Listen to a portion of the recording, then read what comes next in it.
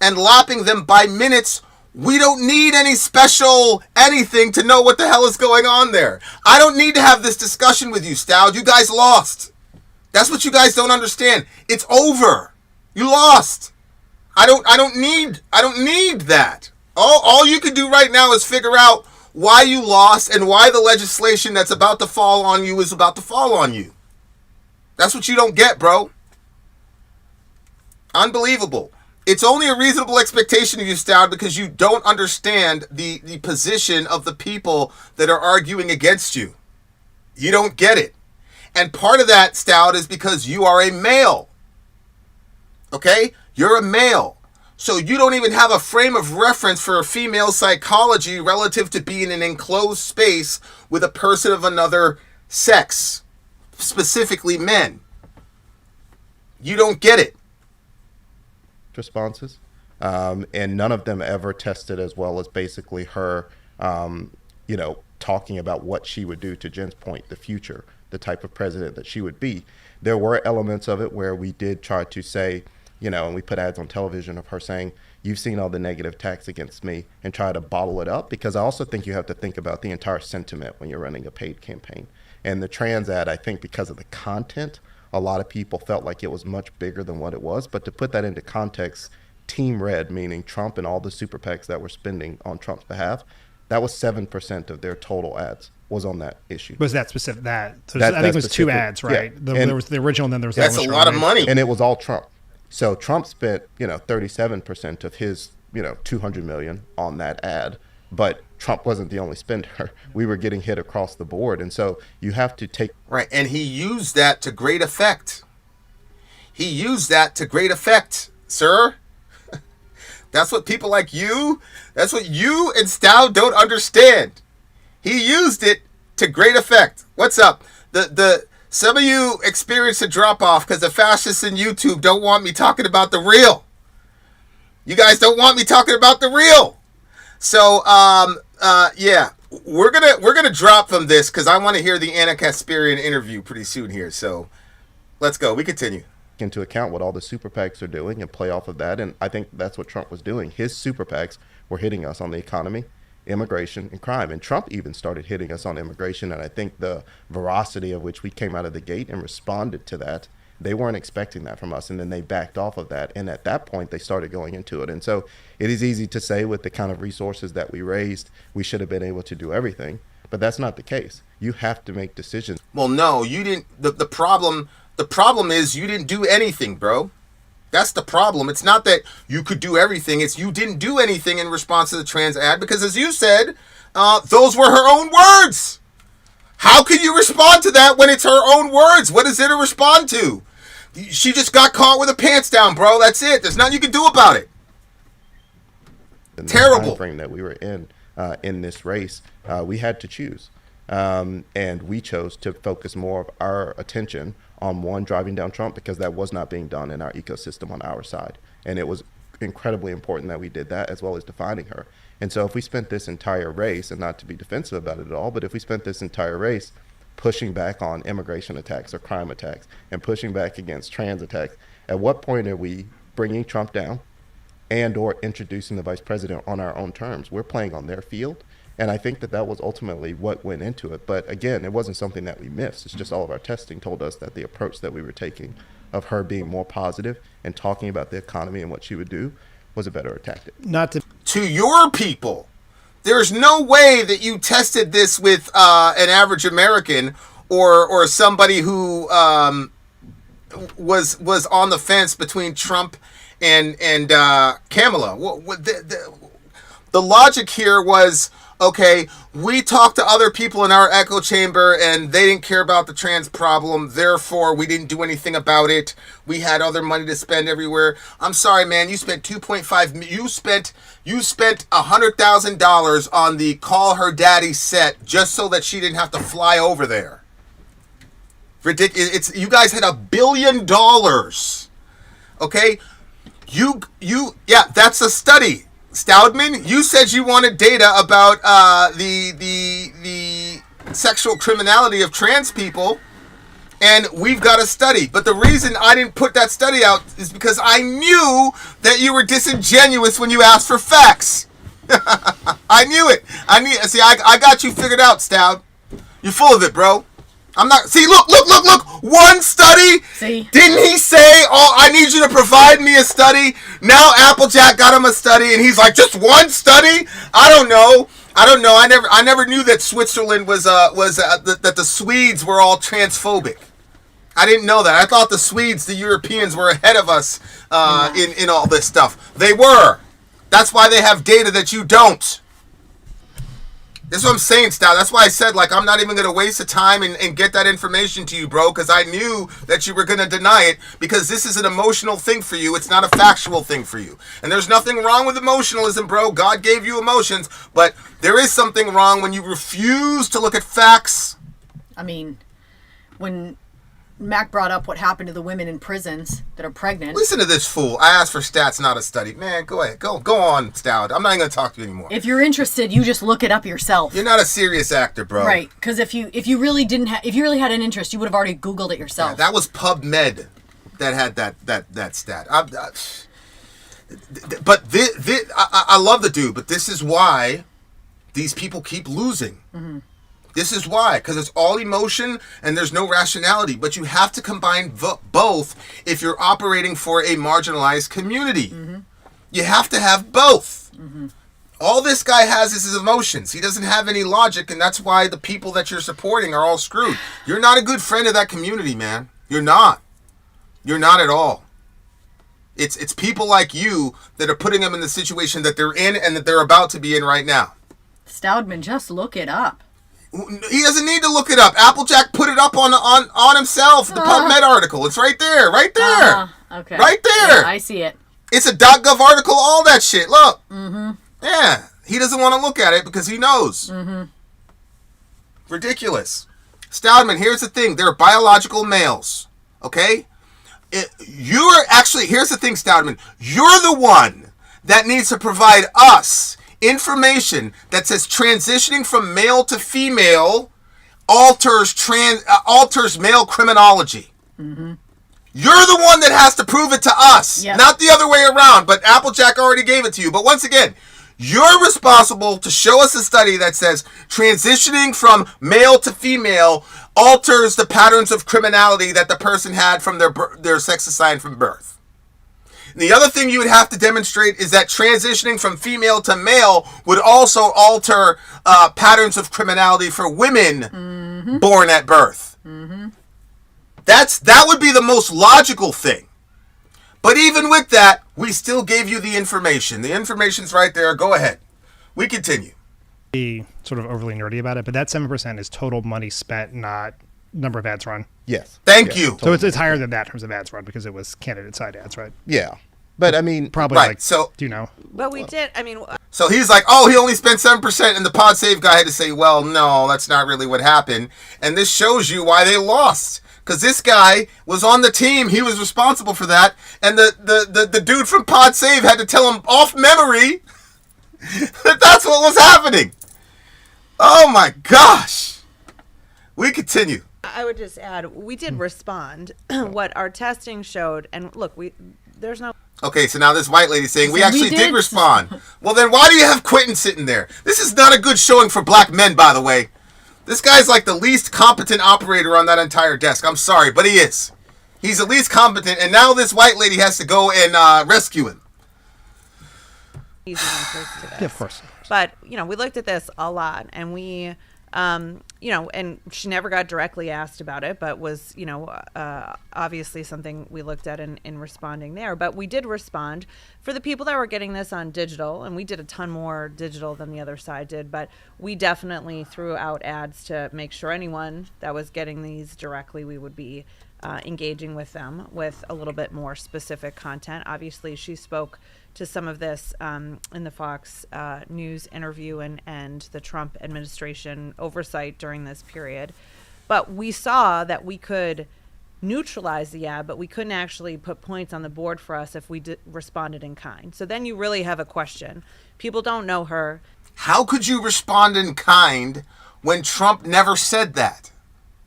This woman literally said she did it to push forward the movement and the agenda. The term agenda is a conspiracy word. These people have an agenda. And she literally walked into it. There was no way for you to respond in kind because Trump never said anything like that. So you couldn't respond in kind. She just got caught with her pants down. That's it. The reason that you guys couldn't give a response ad is because there's nothing to respond to. Mm-hmm. She said it. She did it. There's nothing you could do. That's what happened. I'm sorry. That's what happened. Good night. They need to know more about who she is, what she stands for. They're concerned about the economy. They're concerned about immigration. And we need to push down Trump's numbers. So how do you fit all of that in? And what we tested showed us that ads that were much more, as Quentin is saying, on the economy or other issues that people cared more about actually had better response. But you guys were wrong, because as you admitted that the trans ad was massively effective. So instead of saying we had a flawed system of testing whether or not this thing was effective, she keeps saying, well, we tested it, and it wasn't important. Well, then you were wrong. The group that you looked at was wrong. That's all. But they keep rehashing, well, our numbers said it was okay. That means your methodology was crazy. Mm-hmm. Here's Stoudman. Literally feed and house my trans friend. You're no friend of trans people. God said to feed them and clothe them. You told me once to put up or shut up. I did. It's still not good enough. No, it's not good enough, because God also told you that love doesn't rejoice in evil but rejoices in the truth.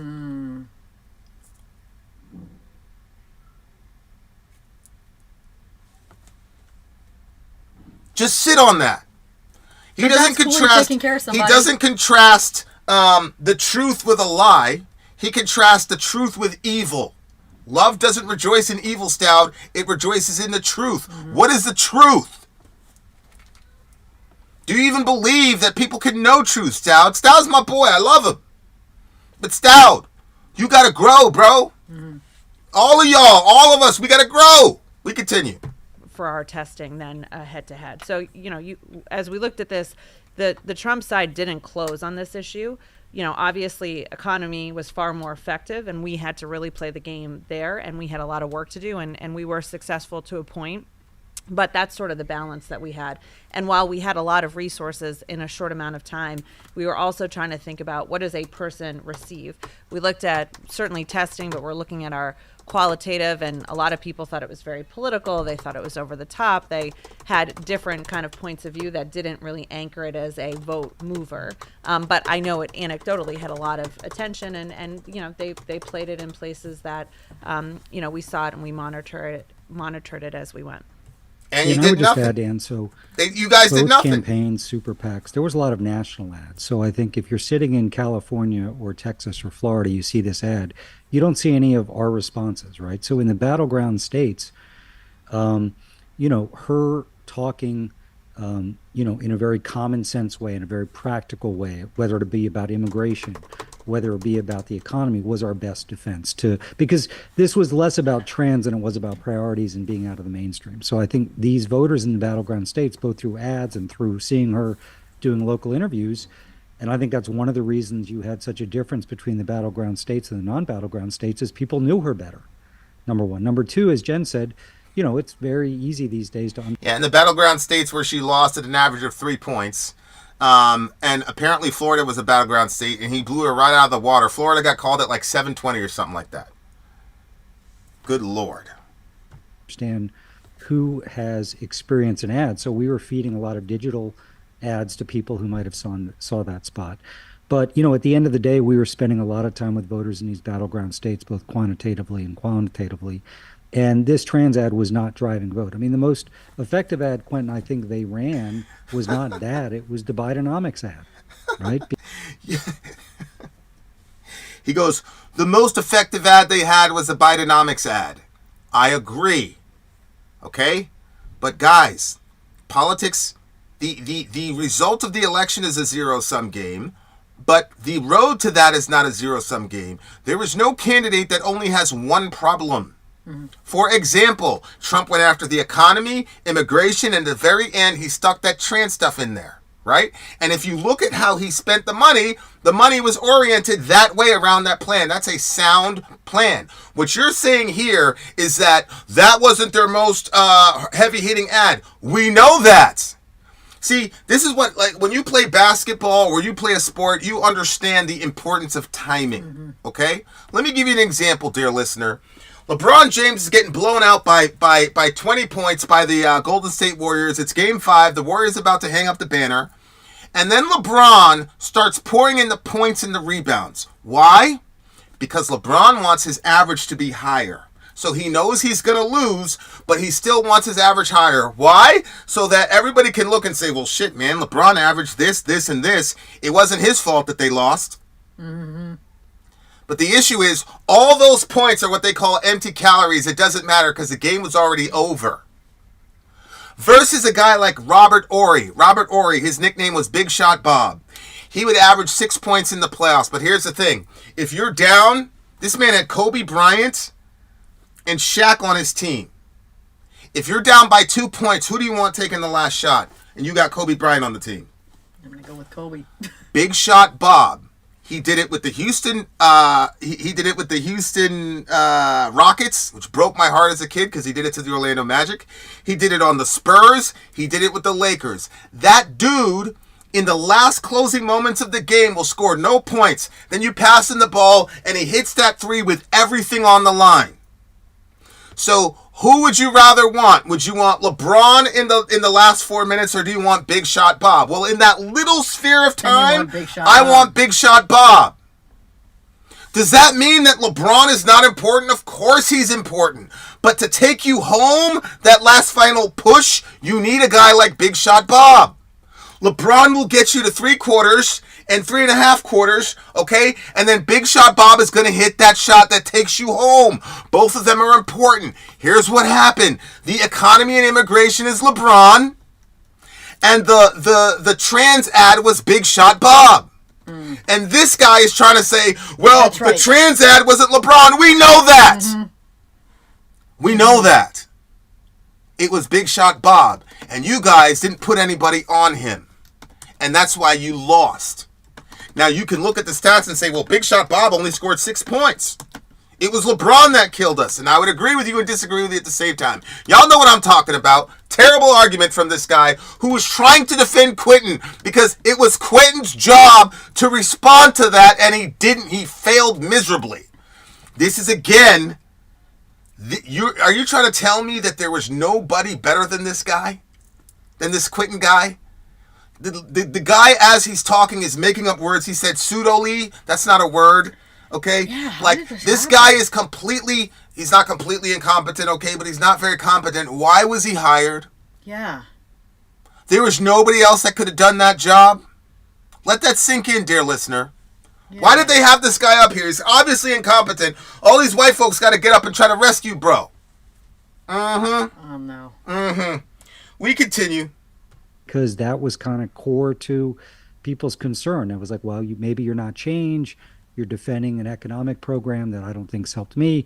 Listen, I think we all are very proud of what Joe Biden and Kamala Harris and Democrats did to help us dig out of the pandemic, but people weren't feeling it. So that was more effective. So I think in many respects, my concern here as we think about the future is if there's a belief that if only we had responded to this trans ad with national and huge battleground state ads, we would have won. I don't think that's true, number one. I don't think you would have won, but it would have definitely softened the blow. You guys gave no rebuttal. We continue. Number two, I think there's also a fact pattern here. So if we could have just said that's a lie, it's not anything she's ever believed. She was on tape. Look at he's smiling. He's the God. That's the happiest this man has looked.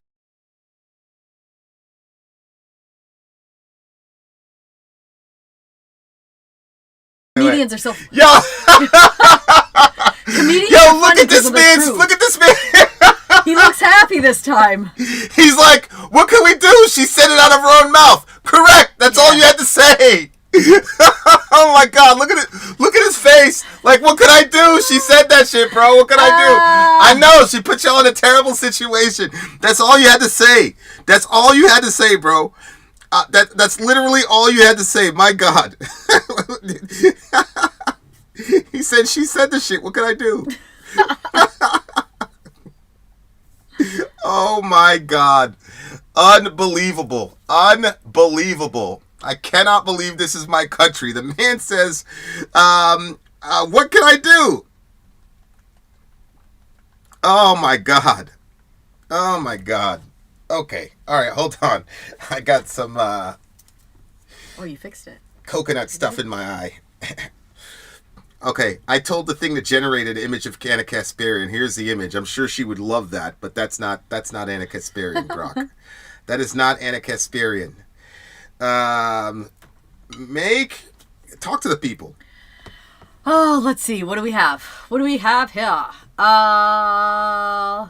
Second, regarding any male to female tat. Whoops, hold on. People pretended to believe it's possible to change sex when we were told it was harmless. Once they learned otherwise, the willingness to play the game drastically reduced. Yeah. I think that's true too. 100% true. Yeah. 100% true. There's no way to deny that. Okay. And ahead. I've heard about how it goes afterwards more from people who transition than from people that are just like talking about it on the medical field. I've heard, the medical stuff being discussed, but I've like been hearing the trans people talking about their own personal situations, and it's really, really brutal. It's brutal. It's really brutal. The shit that they go through, Yeah. like physically, Yeah. and then to not have the like, oh, my life is so much better now, and to see that a lot of things haven't changed for them is it's a brutal way to live, man. And I if you have real empathy for people, empathy sometimes is telling people a hard truth that they don't want to hear in the immediate, but that will benefit them in the future. And I wish a lot of you guys had kids, because if you had kids, you would understand that principle really well. Okay, guys, we're gonna relieve the pod save boys. I think we have a pretty good understanding as to the level of competence that these people had. We're gonna jump out of here. We're going right into the Anna Kasparian Pierce Morgan interview. Okay, so we're gonna take a brief hiatus. It's gonna be about 3 to 5 minutes, and then we're gonna go into the Anna Kasparian. She just did an interview with Pierce Morgan, something about the deal with the devil. The leftists made a deal with the devil, or something like that. I will see you beautiful people on the other side of the break. Remember, love your neighbor. Take care of each other. Middle America. We are the media. Till next time, guys. Remember, guys, just stay. We're coming right back. Coming right back. Wait screen. Ah.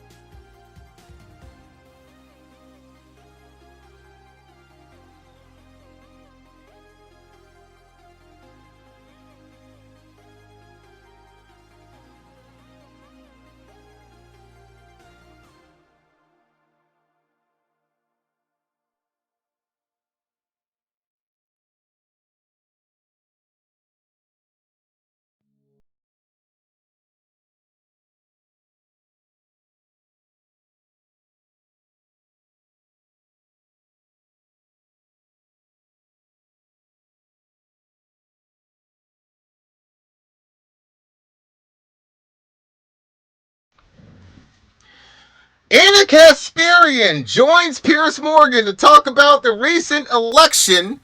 She's claiming that the Democratic Party made a deal with the devil. Let's talk about it, y'all. Middle America. And you ain't black. I don't know what I said. The first time ever any... What are you people? We're Americans.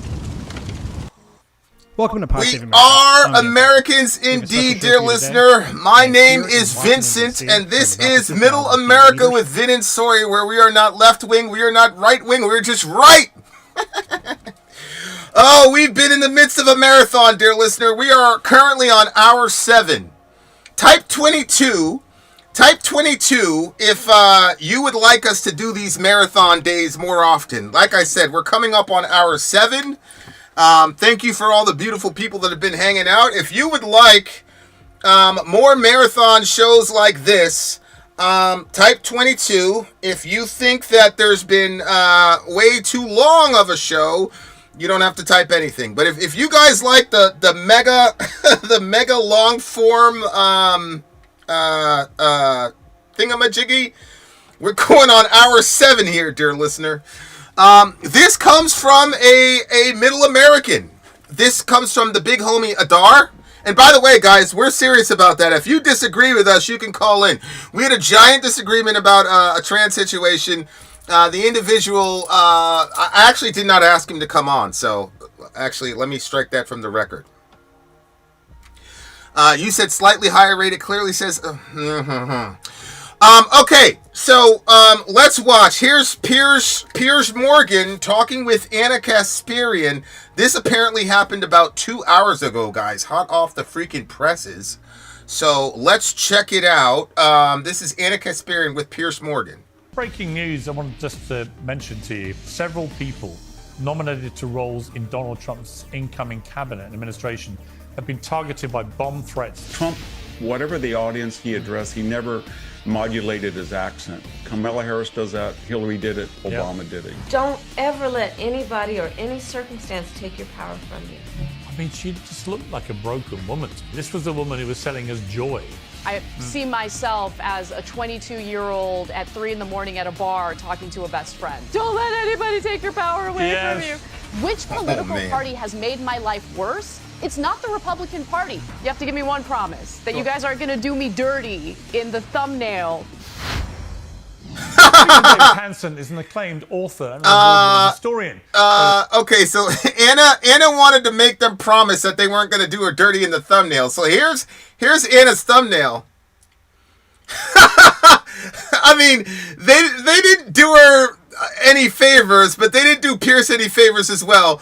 To me, YouTube, this is just YouTube nerdiness, but like YouTube just takes a random action shot and puts it up as a thumbnail. And if you don't go and change it, then that's the thumbnail that you get left with. So somebody from Piers Morgan Live has to go and change that thumbnail for both of them because they both look pretty crazy. I love that drunk video of Kamala telling her followers to keep their heads up. Mech, we did the thingamajig. We actually played the full clip of the 9-minute speech or whatever. I thought the accusations of her being drunk or pilled up were a little bit exaggerated. She didn't look drunk or pilled up to me. I mean, she looked kind of off, but she didn't look like the way people were saying it. But anyway, we continue. This year, he released an update to his book, The Case. Okay, so this is not Anna Kasparian. This is some other dude, and I think he's got interesting things to say, but Anna's the star of the show, right? So we're just going to skip right to Anna. We continue.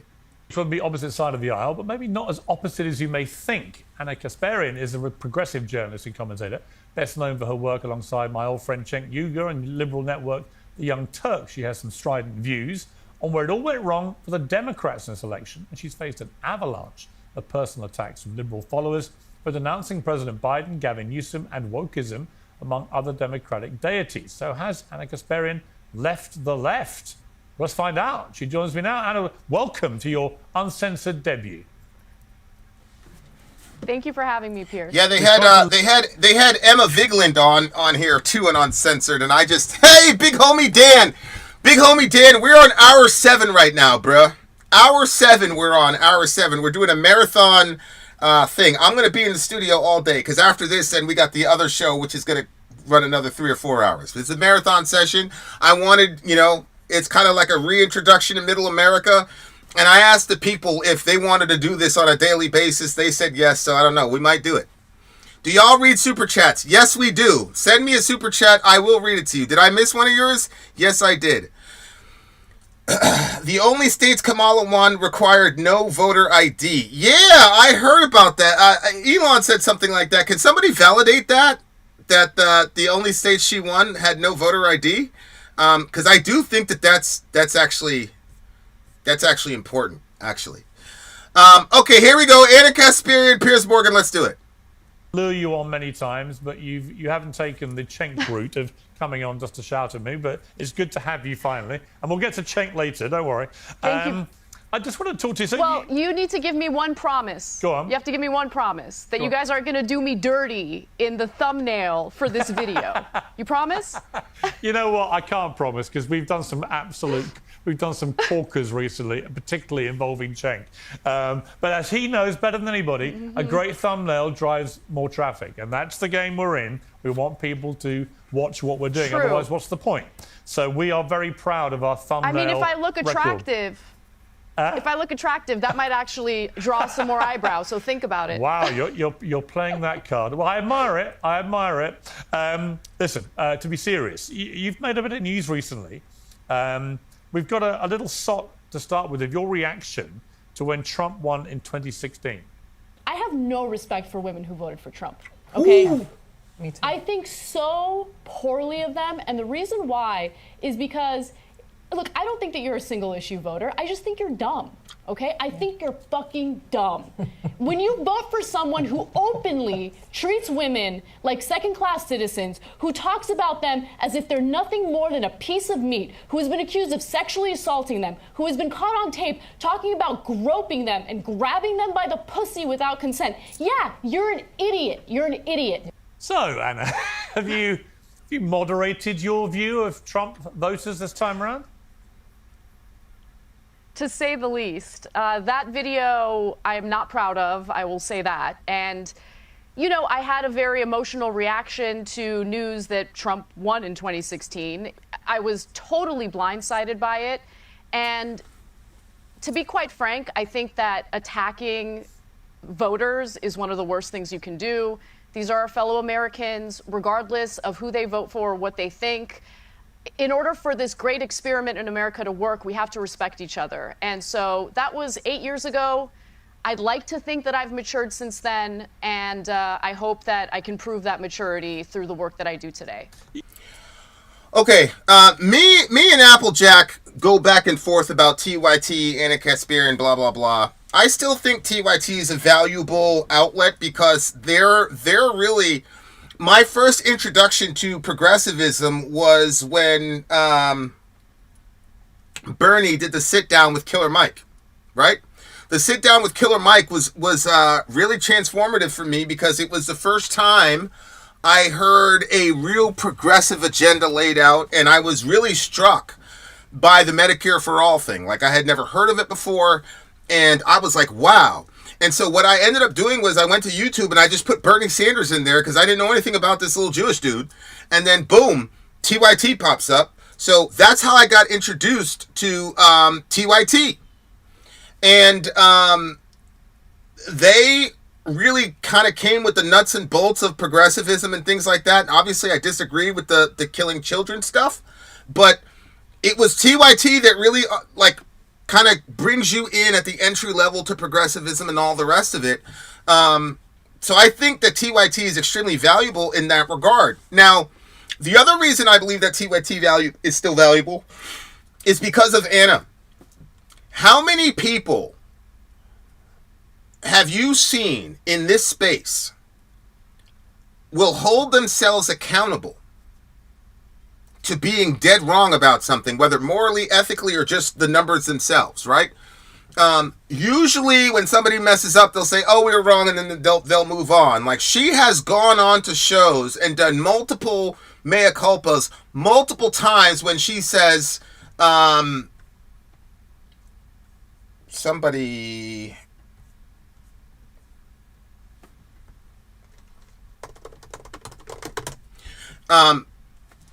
So people have a very hard time, especially Americans, admitting when they're wrong. She has gone around and said that she was wrong over and over and over again. I think that's extremely valuable, and it makes it so that she's the one person, and one of the few people in the media I can trust. I remember last year, it was right after the Dobbs decision when Roe v. Wade got struck down, and then like 2 or 3 weeks later, we had this story about this 10-year-old.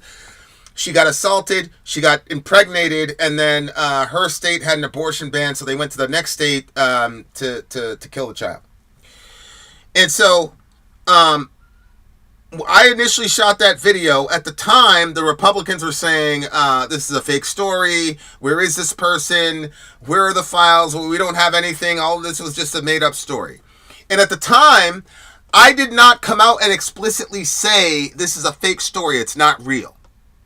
But any rational, logical person watching me for that 30 minutes that I did that show would have said, that dude doesn't believe that that really happened. 2 or 3 hours later, somebody sent me a message, said, Vin, boom. It was the information. They had, it had been reported to child welfare or whatever you want to call it.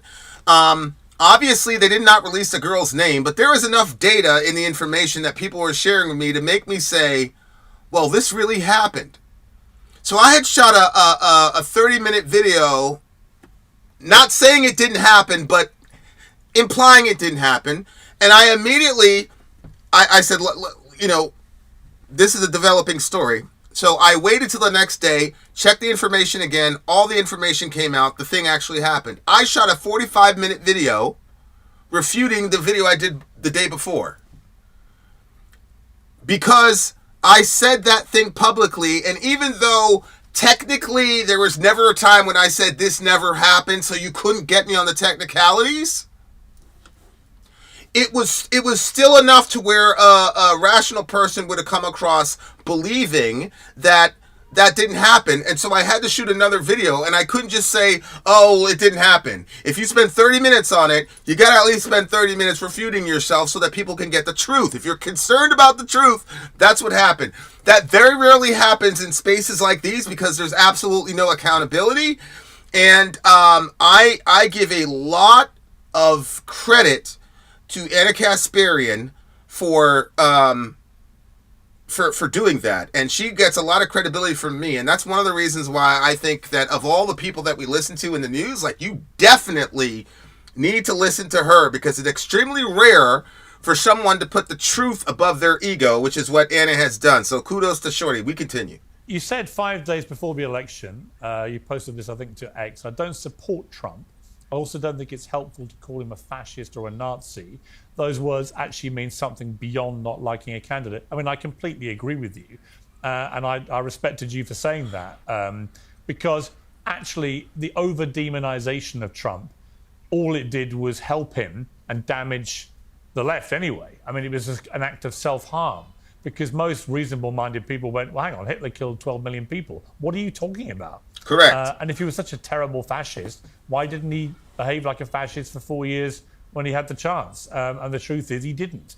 January 6th was awful, and I wrote that at the time and said it at the time. But other than that, where you could construct an argument for this was the kind of thing you would see in a sort of a banana republic, there's nothing about Trump's first term which screamed fascism to me. And I felt that persistent attack and he's the new Hitler was just ludicrous. Mm-hmm. Well, it's insulting for... Dear listener, Stalin, Mussolini, Hitler. Okay, this is what this woman put out as soon as Trump won the election. Miss Kathy Griffin. Trump is a fascist. That means that her head is now on a pike, right? No, she's still alive. You guys are ridiculous. Anybody who says that this man is Hitler or a fascist is ridiculous. How is this woman still alive if Trump is a fascist dictator? Please tell me. Good night. Like the Jewish community, help me, Lord. That of course was victimized by Hitler. It kind of downplays or minimizes the severity and the brutality of Hitler and what he carried out. But Correct. I think that just to play devil's advocate, those who kind of use phrases or words like fascist in order to describe Donald Trump, they're not using it in an academic sense. They're using it in regard to some of the, authoritarian tendencies that we heard about regarding Donald Trump in his first term. And dear listener, and I appreciate Anna, and there are definitely authoritarian tendencies in Mr. Trump. Mr. Obama had the Verizon scandal. Does anybody know what the Verizon scandal was? This is one of the things that gets me about my beautiful friends on the left, okay? You guys will call, you guys will say that Trump is he's this, he's that, he's this, he's that. And you guys will not talk about what happened in the Obama administration that created all these issues. You guys don't talk about that at all. Do you think the Verizon scandal was fascism? Do you think the BLM confrontation was that fascistic and authoritarian? All those happened under the Obama administration. We continue.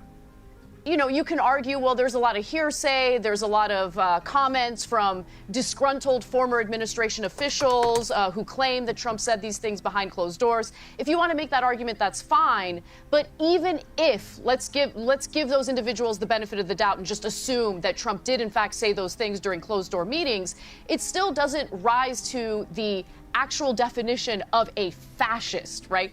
I mean, where are the brown shirts? Where is the militarized citizenry that's going to carry out, Trump's dirty deeds? It's a type of hyperbole that I don't think Democrats, and I'm not talking about the voters, I'm talking about Democrats in positions of power.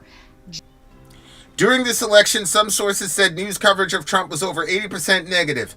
Strange how those folks, that's right.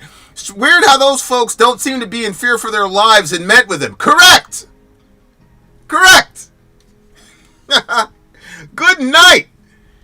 Go to Syria and say something about Bashar al-Assad. Go to Syria and wear a shirt with Bashar al-Assad's severed head on a shirt and see how long it takes you to get down the street. Genuinely believed. I think what they did is use tactics of fear and division in order to accumulate votes and support in lieu of having an actual imagination of what this country could be if they implement policies that make the lives of ordinary Americans better. The Democrats have made a deal with the devil, and the devil is their corporate donors. Ooh. And since their corporate donors want very specific things for the donations that they're providing to these politicians, and usually that's policy that does not bode well for American workers, what Democrats tend to do is lean into tactics of fear, or they talk about culture war issues, right? They lean into the culture war. And every election... Yup, the fascist thing was just fear. He's gonna put us in concentration camps. It's fear. The problem that the DNC ran into was that people were already living the nightmare because they cannot afford food. They were completely disjointed from reality. Okay? They were trying to fearmonger people with a potential of a horrible fascist hellscape, not realizing that your constituency was already in hell. Michael, they get more and more maximalist with what they claim they want to carry out on these culture war topics, and they've gone too far, and I think Americans have kind of fought back against them. You gave three events that you've referenced which made you reassess your political alignment. The first one was when you revealed you'd been sexually assaulted by two homeless people in LA in 2022, and you were accused of stigmatizing your unhoused neighbors, which was a staggering response to a woman revealing she'd been sexually assaulted. Tell me about that. Well, before she gets into that, you know what? Let me let her tell her part first, and then I'll come in. Right. I mean, I hate having to relive it, but yeah, I was walking my dog and there were two men coming toward me, but living in Los Angeles, there is a large homeless population, and I had never been, victimized by anybody before. So I didn't think much of it. As I was bending over to pick up my dog's mess, one of them grabbed me by the hips and with an erection, just started thrusting at me very violently. I was terrified. I was alone. I didn't have a weapon on me. And so, it took... I guarantee you, the next motherfucker that tries that with this girl is going to die, bro. You heard she said I didn't have my weapon on me that time? I guarantee you Shorty's packing now. And you try that shit with her again, you're going to meet the Lord Jesus, and it's not going to be a good conversation. I cannot stand that shit. While for me to get over that, because whether I like it or not, I have to walk my dog. Right. Sometimes I have to do it at night, right? And so I had to kind of think about that every single time I was taking my dog out to walk. And so I had just opened up about it on our show, not really thinking that it was going to lead to backlash. I wasn't even looking for sympathy. It was on my mind, and I just talked about it. And it led to just this wave of, you hate homeless people, you're stigmatizing homeless people, don't call them homeless people, they're unhoused, which I don't even understand why unhoused would be better. Once again, this ridiculous pattern. These people committed an act of sexual assault, but we got to make sure that we have the nomenclature. It's the same thing with the, we got to make sure that the trans person is being, not being misgendered. The trans person that killed all them kids at that school. Don't misgender the trans person. Oh, these two people sexually assaulted you. Don't call them homeless. Call them unhoused. Ridiculous. Stupid.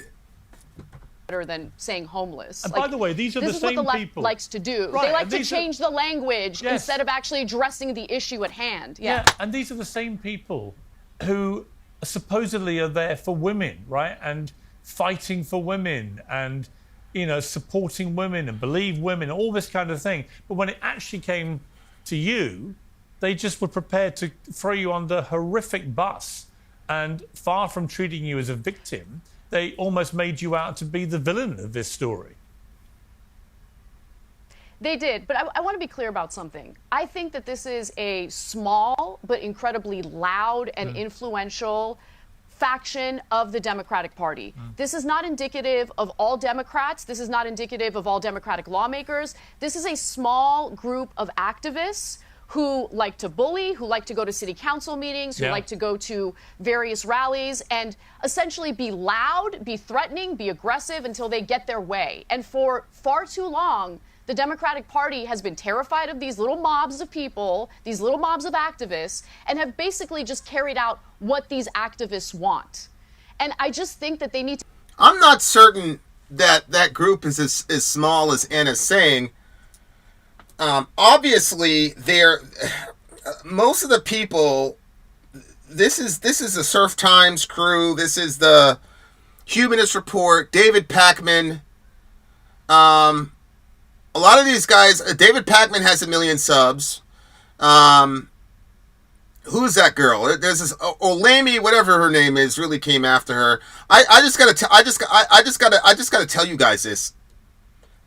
Why this Anna story affected me as much as it did.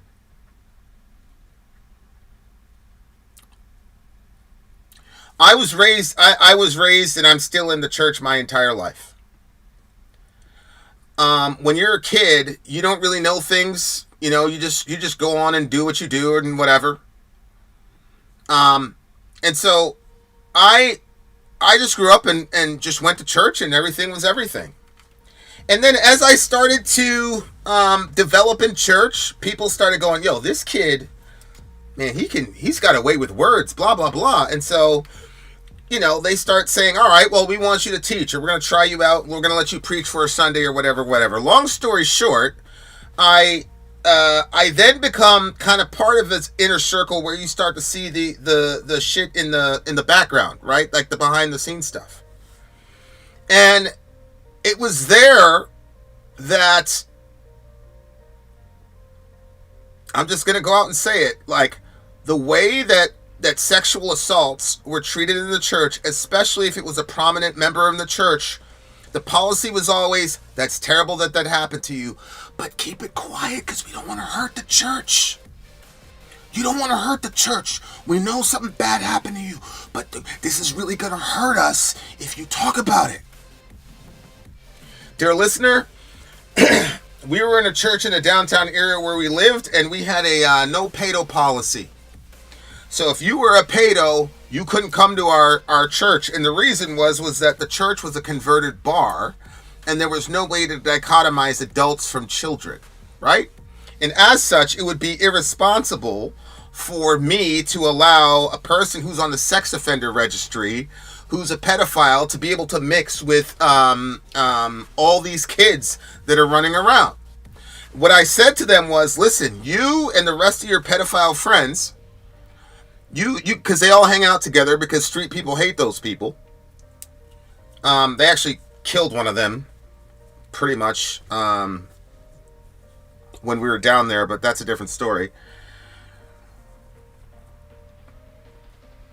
But anyway, so that was a policy. It's like, we're not letting, there's no pedos that can come to our church, not because they're nasty and evil, but because there's no way I can protect these kids, because there's too many opportunities for you to disappear with a child.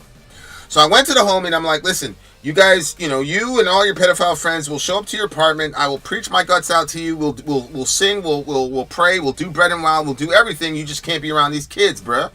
Well, that dude had no interest whatsoever in doing that. He wanted to be around the kids. So finally I said to him, don't make me see you around here again. A couple weeks goes by, nothing happens. I'm pulling in. I was scheduled to preach that day too. I'm pulling in, right? And there is this pedo, the same dude I told not to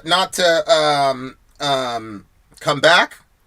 This is a dude that's been following some of my people when they get back to church. So look, I promise you, I'm trying my hardest to be like Jesus as much as I can, but I lost it. I'm not gonna lie. It's like, this nigga, and one of the leaders of the church was like, no, Vin, no. He tried to grab me, but I was already out. I took off on dude. I said, didn't I tell you not to come back here? So he starts whatever, and I said, you need to leave right now. So I stepped to dude, and I'm not gonna lie to y'all, like, it was gonna get bad for him. He said, like, he's like, you're making me uncomfortable. I'm afraid. I said, you should be afraid. I'm about to fuck you up, boy. And so he left. He ran away. He left. He never came back after that. Now, if they were following the Bible, they should have told me, bro, you can't. I literally had to get up and preach 10 minutes later. They shouldn't have let me do that. What they should have done is stand up to the church and say, hey, Vin lost his mind on this dude. He almost, whatever. And so we can't have him 10 minutes later preaching. Like, that's what they should have done. But you know how stuff goes. But anyway, that interaction went around the entire neighborhood. And we were out doing outreach one day, and they said, hey, are you the guy that blah, blah, blah, blah, blah? And I said, yeah. I was kind of looking down. They're like, thank you. You're the only one in this entire city that's stopping these dudes. Everybody else lets it go. And I said, what? She's like, yeah, you guys are the only ones with that policy. That's why we're okay with sending our kids to your place. You know what happened? The people that trained me up called me judgmental, said I was horrible, blah, blah, blah, blah, blah, and then took the pedophile and brought him to their church and told nobody that he was a pedo. They said all types of weirdo shit about me, and it's cool, they're forgiven, whatever. But this pedo, they put him in the church, he had access to the kids, and then what ended up happening was, they found him in the back library with a 4-year-old girl, and they pushed him out the back door like nothing happened and kept it cracking. Because we don't want to tell the people that we exposed your children to a pedophile, an unrepentant pedophile. We don't want to let them know that. We're going to shove him out the door. Yeah, the 4-year-old was in with the library, but she's 4. What does she know? And I got to tell you, I was completely out of my mind. I said, how could you do this? These are the people that trained me up. How could you do this? No answer. And they never told those people. They never told those people that they brought a pedo in there sitting next to their kids. They were like, oh, well, we had checks and balances. Well, then how the fuck did he get back there with that girl then? Secondly, this is one of those churches where like people hang out outside afterwards. They go to each other's homes. Anybody and their mom could have invited this dude over to their home and had access to their kids, all type of shit. You didn't say anything. Why? Because it would make the church look bad. So don't say anything. You know what's interesting about my leftist friends? They're very good about calling out the bullshit hypocrisy of Christians when they do dumb shit like that. But now here's Anna Kasparian. And it happened to her. She was sexually assaulted. And what you're supposed to do when one of your people is sexually assaulted is coalesce around her. What you're supposed to do is get a couple dudes and start patrolling that street and saying, Anna, point out who did that to you. That's what you're supposed to do in a family. But what these leftists did is exactly what the church does. Hey, we're trying to advocate for unhoused people. We're trying to advocate for bail reform and criminal justice reform. So if you come out and talk about how you were sexually assaulted by these homeless people, it's going to put us in a bad spot. So Anna, shut the fuck up and take a hit for the team. That's the exact same pattern I saw in the church. And it's worse when it's a church because we're claiming that we're following Jesus. But this is right under it because you progressives are running around talking about you're the moral conscience of the fucking country. When the person who popularized progressivism, this one, she takes a hit and y'all don't support her. Nah, I got that to me was the end of me and the progressives, the way they treated this girl. That was it for me. I was like, fuck all of you. Because I saw the exact same pattern in the church. All right. We would have went and found him. Look, this is not tough guy shit. Let me just stop. Like I said, when I confronted that guy, I was not being Christ-like. Okay?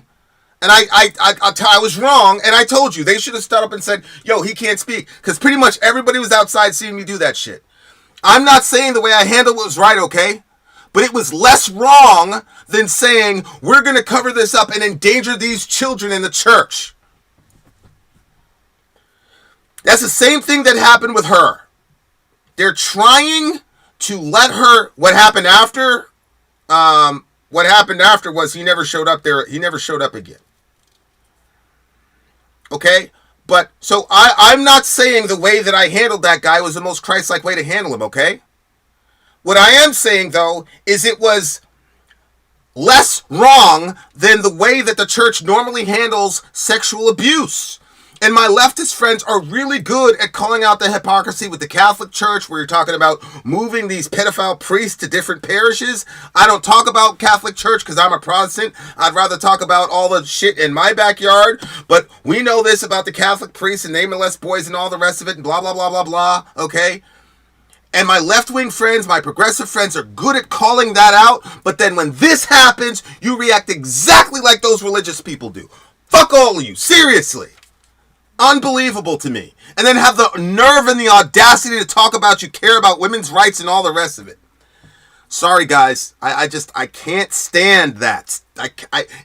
Part of the reason... You know, I'm doing a lot of like internal work. I think part of the reason it gets me so angry is because I can't find any logical connection. Like, I can't see how the logic connects. Like, we're supposed to be loving people in this community, but we're leaving kids vulnerable. This group is supposed to be some women's first, whatever. But like the queen of the movement, you guys have no loyalty to her whatsoever. You want her to shut up and take all the hits for the team so that we could just keep... Man, stop. Oh, it's so frustrating. Okay, I'm off my soapbox now. We continue. Be a little smarter than falling prey to the whims of various activist groups, because they are not representative of the majority of Americans. The majority of Americans, especially in a state like California, want homeless people to be housed, but they also understand that this issue is far more complicated than the housing first policy of throwing anyone who doesn't have a home into an apartment, right? Because the fact of the matter is we have severe mental health issues out on our streets right now. Yeah, our area was called the Dirty Lou. people would die, and the Facebook posts were horrible. Nobody cared about these people. They were treated like the scum of the earth. I can't even tell you all the horrible things that the police did with them, because I'll go off on another crazy rant, but they were not treated well. But relating to those people, I began to see that some of them had serious mental health issues. And I'm saying that because it became clear to me that some of them wanted to remain homeless. We had a couple operative shelters there, and they didn't want to go to those shelters. They didn't want to live that way. They would much rather hack it out on the street. They formed little street communities where they would much rather sleep under the bridge with their street community than go to the local homeless shelter. The local homeless shelter, you kind of had to be in by 9 o'clock, 9 p.m., that type of thing. you had to be out by like 10 o'clock. So like checkout was 10 and then check-in was like by 9. If you came in after 9, you didn't get in. Things like that. So they didn't want to live that way. They would rather hack it out on the street. And so it became clear to me that the homeless issue is a lot more complex than I originally thought. We were homeless for a couple times in my life, and that was because my mom, God bless her, she had bipolar disorder. Okay, so when she was on an upswing, we were great. When she was on a downswing, we were in a homeless shelter. But she wanted us out of there, and she eventually got us out of there, and we got to the point where we never went back. But so that was my understanding of homeless people, was everybody was trying to get out, but it's not like that. There are really, really complex situations relative to how they got homeless, how long they've been homeless, their family members. We had this guy named Tex. He was a homeless dude. And Tex, all of his family was in Texas. None of them would talk to him. And, a lot of people in the church were like, Dan, that's so horrible that his family's not talking to him. I said, listen, man, nobody cuts off their family and has them live off the street unless something really bad happens. So our job is to love this dude, but we're not going to judge his family because we don't know what he put them through. But yeah, anybody who starts dealing with the homeless, like actually with dirt under your fingers, will see that it's a lot more than just throwing money at the problem. A lot more than that. People who are struggling with severe drug addiction. Some of these people actually do have families to go to or homes to go to. They need a different type of service. They need rehabilitation, not harm reduction, where we're just passing out needles and crack pipes thinking that it's going to solve the problem. It has not solved the problem. It has made the lives of these individuals struggling on the streets far worse, and it has also made the lives of hardworking, tax-paying Americans in states like California a lot worse. Yeah. When I look at my... Yeah, it's a hellscape, man. And I understand, like, oh, we're going to give you crack pipes. We're going to give you clean needles so that you don't contract HIV. That's just crazy, man. A lot of the homeless folks that I was dealing with were hard drug addicts. We would see, because we were coordinating with another church. The other church had basically like a Hope House, which is basically a halfway house. And so if somebody got jammed up for heroin or something like that, instead of sending them to an incarceration facility or whatever, they would call us and say, hey, do you guys have space?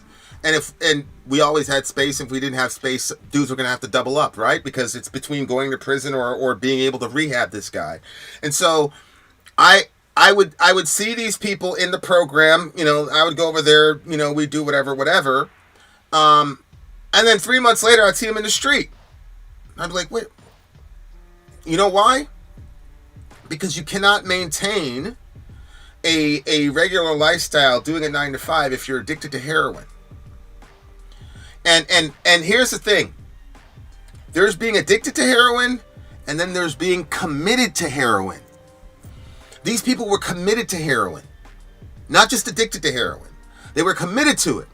They made a commitment, and they were willing to sacrifice anything and everything in order to fulfill that obligation. And there's no way that you can live a normal life and have housing and things of that nature while you're committed to this chemical.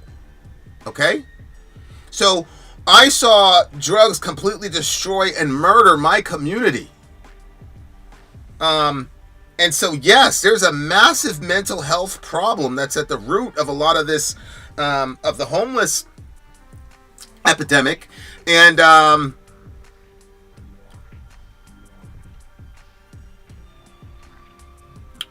it's one of the reasons I'll never ever do that kind of ministry ever again, because I'm not strong enough to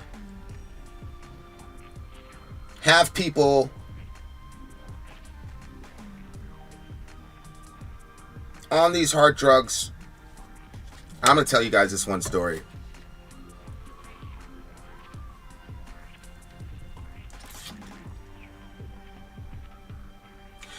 There's this dude named Sean. And I had just a little crew of people. And, you know, these are not knock on your door, have you met the Lord Jesus, da-da-da-da-da. And so I had this group of people and we wanted to outreach our community, but I'm like, this is not a door-to-door type crew. They're just not situated for it. I said, you know what we'll do? We'll throw a barbecue in the park, because the park was right in the center of downtown, okay? We'll throw a barbecue at the park, and we're just going to feed people, no strings attached, and we're just going to introduce ourselves and say, hey, we're here for the community, blah, blah, blah. So we get all this plan together, and we start this barbecue in the park. And we ran out of something. I forgot what we ran out of. But the main cook guy comes to me and says, yo, Vin, because we didn't project that the thing was going to be that successful, right? And so he said, yo, Vin, we're running out of this thing or whatever. He's like, what are we going to do? And I was like, and as I'm saying, this kid goes, what? You're out of what? And so John tells him what we're out of. The kid says, oh, I got I live in an apartment right there. He comes back and saves the day, right? This dude's name is Sean. So obviously, we start having a relationship with Sean, and he moves in with John, like they're literally living together. So we're having a church meeting about 3 or 4 weeks, and I get a phone call in the middle of this meeting. And it's John. He says, yo, I'm at the hospital. I don't know if Sean's going to make it. We're like, what? He's like, yeah, man, like Sean, he found Sean. Somebody found Sean on the bathroom floor. Sean's got 2 baby girls. And they got him. And basically the paramedics said, if you guys would have waited another 60 seconds, he'd have been a goner. So obviously Sean comes to, and he's like, wow, man, this is crazy. And so we're like, yo, bro, like, are you going to get serious? You going to go to rehab or what? So he's like, nah, man, I need to go to rehab. So we send a dude to rehab, okay? We brought his mom along, and the dude that was running the rehab said, now listen, your kid's going to call you and tell you we're doing all type of shit, and to come get him. And he says, listen, the people that come get the kid end up burying the kid later on, so you don't want to do that. So anyway, we put Sean up there. Sean did a good job. He didn't cry about it. He didn't whatever. I came up there, spoke to the guys or whatever. Everything was going great. Sean completes the entire program. I think it was like 9 months or something like that. Completely clean. Sean's first day out, Sean did so good that he became a counselor at the rehab place. Okay? Like that's, so he shows up to our church. His mom is there and his 2 daughters are there. All right? And he's given his triumphal testimony about how God saved him and how we saved his life and all this nonsense or whatever. And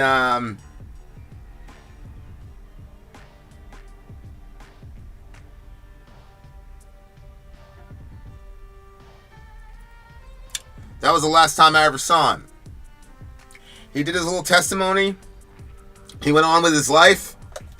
I went on with my life, and then I get a text from somebody and says, Sean's dead. He OD'd.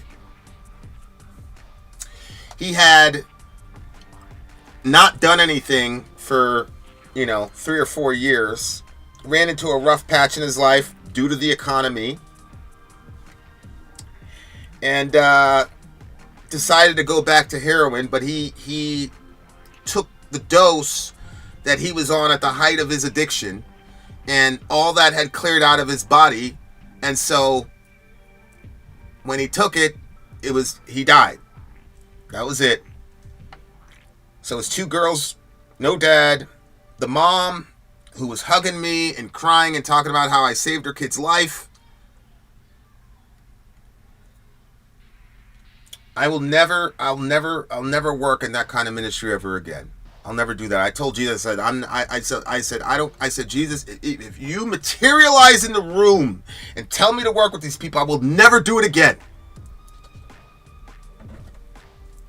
So I have a real problem with this whole, oh, this guy's on heroin, let's give him a clean needle. This guy's on crack, let's give him a clean crack pipe. Sorry, I'm not with it. I'm not with it. If you're one of the people, I used to look up to Navy SEALs or Delta, whatever. I used to look up to those guys and I said, man, those are the mentally toughest. Like, that's my goal. That's the type of guy I need to be. They're the mentally toughest people on the planet. Nope! The most mentally tough people I've ever seen in my life were the people I met backstage at a Korn concert. So I'm with, we've got friends in the band, whatever. And we were backstage and he's like, yo, I want you to meet some people. And these were people that worked with that ministry. That's all they did. And they sat there, we talked for 3 hours, and it was nothing but death after death after death after death. Sean after Sean after Sean after Sean. And I got done that conversation, and Jesus said, those are the mentally toughest people on the planet. People that will still love these people and still celebrate with these people, knowing that about half of them they're going to get a bad phone call about. I said,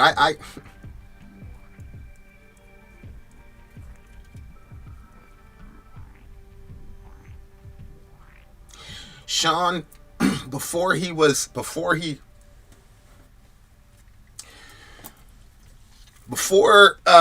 sent him off to rehab, we held him up at Saraya's house to detox or whatever. And they get, I don't know if you've ever seen anybody detox off of heroin, but it's horrible. A lot of times they get hospitalized. And I remember I took a small contingent from the church and we all circled around Sean and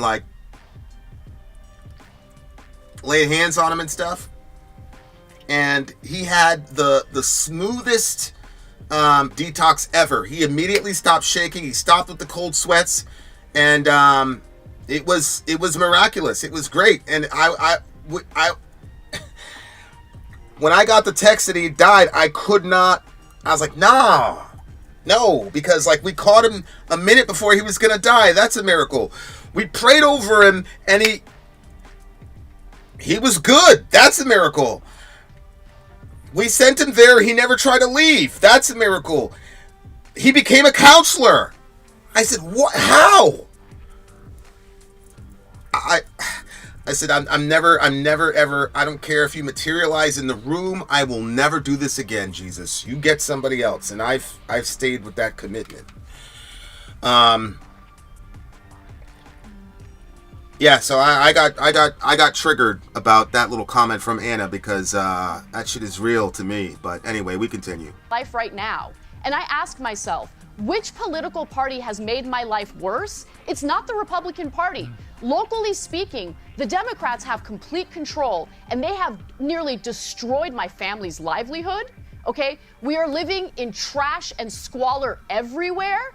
And unless the Democratic Party actually acknowledge these issues and solve these issues, rather than stealing our taxpayer money and funneling it to their nonprofit friends, they keep doing this, they're going to keep losing. And I'm going to keep speaking out against them. I don't care how much they hate Trump. I don't care how naughty the Republicans are being. Right now, the people having a negative impact on my life is the Democratic Party, and they need to change their ways. When we say we want to change the status quo, it doesn't mean we want to live in anarchy. It doesn't mean that we want to have $24 billion of our taxpayer money in California stolen by these nonprofits. It means that we want working people to be rewarded for their hard work. We want affordable housing. We want better working conditions, higher wages, better health care. These are things that Democrats used to purport to want to do. They don't do any of it anymore. And so I'm done with them until they change their ways. Yeah, I completely understand it. You also... I would like to interview a Californian.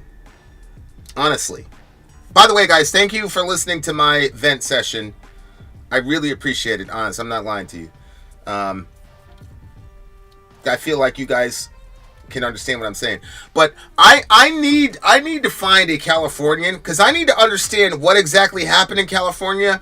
All I know about the destruction of California is what I see on libs of TikTok, etc. And obviously, I'm not saying that she's lying or whatever, but obviously that's curated media, and she's gonna try to find anything that makes the Democrats look crazy, right? So I've always thought that there was a problem over there, but I always thought that it was exaggerated because I only saw it from libs of TikTok. If somebody can get me someone who understands Gavin Newsom and what happened over in... Because obviously, you know, I doubt very highly that Gavin Newsom said, I'm going to turn this place into squalor and have people defecating on the streets in broad daylight and blah, blah, blah, blah, blah. Obviously, that's not what he ran on. So, obviously, he ran on a positive whatever... and then somehow it got there. So if anybody knows maybe a video, but I would just like to talk to somebody in California that has any knowledge about like how these things happen. Because I don't know what the hell. Thank you for that, Blackish. I don't know how this happened to California. You know what I'm saying? Wackatory, he's in Cali, but you're more in the central above Bay Area. Okay. Yeah, see, Applejack, basically somebody that can speak intelligently to what Anna was just talking about relative to what's going on in California. Because like I said, man, like, all I'm seeing is stuff from libs of TikTok, and I'm not saying that the woman's a liar, so don't jump on me. I'm just saying that I don't believe that that's like the most objective view as to what happened. You see what I'm saying? So I just need somebody, because I'm so confused. I'm so confused by this stuff. Like, how could this happen? Got blowback when you posted, I'm a woman. Please don't ever refer to me as a person with a uterus or a person who menstruates. How do people not realize how degrading this is? You can support... Damn. Yeah, so he OD'd on sleeping pills. Damn, were they prescription sleeping pills or what? We continue. The transgender community without doing this shit. And I completely agree with you. You understand it. You also got blowback when you posted, I'm a woman. Okay, so the first thing we talked about was Anna getting sexually assaulted, and then the far leftist telling her to be quiet, just like in the church, because it was going to mess up the movement. The second thing that she did was this happened, and then she got jumped onto. Here she goes. Please don't ever refer to me as a person with a uterus or a person who menstruates. How do people not realize how degrading this is? You can support the transgender community without doing this shit. And I completely... Stop calling me a person with a uterus and call me a woman. That's what I want to be called. The entire left-wing world fell on this girl's head. Just completely fell on her head. Went crazy. Called her a transphobe. What is it? Sam Sater said that Anna is not transphobic, but that tweet was a transphobic act. It was transphobic for her to say, I want to be referred to as a woman. Yeah, Jesus, man. Ambien is no joke. Ambien is no joke. They want to prescribe Ambien for me because I'm notoriously I don't sleep. I've been up since 4 o'clock a.m. I'm not kidding. Yeah. Anyway, I keep getting distracted about that. Sorry, guys, but we could yeah, like this whole thing with the trans thing, like they went crazy on her. I completely agree with you. The way that language about women has been eradicated at the altar of transgender activism, I find utterly obscene. Then you add the ridiculous assault on women's rights to fairness and equality in sport, the invasion of women's safe spaces. You know, we had a First Minister of Scotland, the head of the Scottish government, who had to resign because she took a male rapist and put him into a female prison when he just put his hand up and said, by the way, I'm now a woman, because he wanted to get out of a male prison where he'd be treated badly and get near to new prey. That was Nicola Sturgeon. She was the First Minister of Scotland. It's incredible. But the reaction you got, I can imagine what it was, because we've seen what happens when... By the way, when this happened to Anna, that's when I said it's over for you guys. When I saw how they responded to Anna in her trauma, I said, okay, you guys are finished. Go back and watch that MA where we covered it. We were like, okay, you guys are done.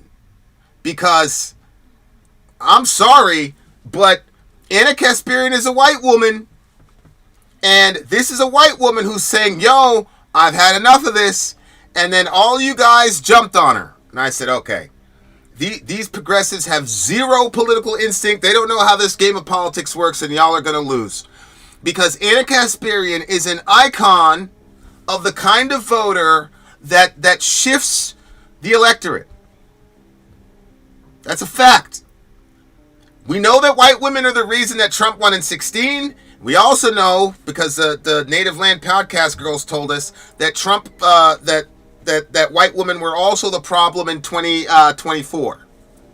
And so I said, listen, you guys have got to get white women on your side. But this stuff right here, listen, I keep telling you, Anna is an exception to the rule. Anna can get confrontational. She'll square up with you, whatever. Most white women are not socialized the way Anna was socialized. Anna's going to fight. She's going to stand up for herself. She's going to say whatever. Most women aren't like that. Most women, especially in America, especially white women, they're going to be like, oh, for real? Cool. They're not going to say a word to you. They'll pat you on the head. They'll use your pronouns. They'll say all that shit. And what did I say? They're going to fuck you up in the voting booth. And that's exactly what happened. We continue. J.K. Rowling and people like that. And when I've done it, you put your head over that parapet, you get unbelievable abuse and threats and so on. Is that what happened to you? Yeah, I mean, I did not expect that tweet to go as viral as it did. I didn't expect the kind of hatred I got in response to it. But look, that's okay. It's fine, right? I'm a public figure, and whether I like it or not, I signed up for any type of, harassment, abuse, whatever that you get online as a result of stating your opinions. Look, the main point I want to make about the transgender community is that these are human beings, okay? They deserve to be treated with respect and dignity. And when it comes to any issue that has a real impact on their lives, housing, employment, all of that, there should be protection for this community, and we should respect the fact that they're human beings. At the same time, there are some issues that... What did I say? What did I say at the beginning? We want all our trans friends to be able to work, to have housing, all the rest of it. Cool. I'm with that. And if you're not with that, then then you don't understand America. Like, I am completely and totally with that, bro. I'm with it. The problem is they want more than that. That's where I got an issue. We continue. Arise where the rights of one group, in this case, the transgender community, kind of conflicts with the rights of another group, the rights of women. And what I think is important is that we actually have a real dialogue, a civil dialogue, about how we move forward in a way where both parties feel that they're being treated fairly and with dignity. Thank you. I think that needs to be the foundation of the conversation. Right, but I do not like, for example, I like flying a lot. I fly with British Airways normally, and I'm used to a nice, smooth-talking British Airways pilot announcing, "Good afternoon, ladies and gentlemen. Welcome to your flight." They're not allowed to say that anymore. They're not allowed to use the words ladies and gentlemen in case there happens to be somebody who doesn't identify as a lady or gentleman on board, right? Which is likely to be a tiny, tiny number of people, right? On a plane of 600-700 people, how many are we talking? 1, 2, maybe none, right?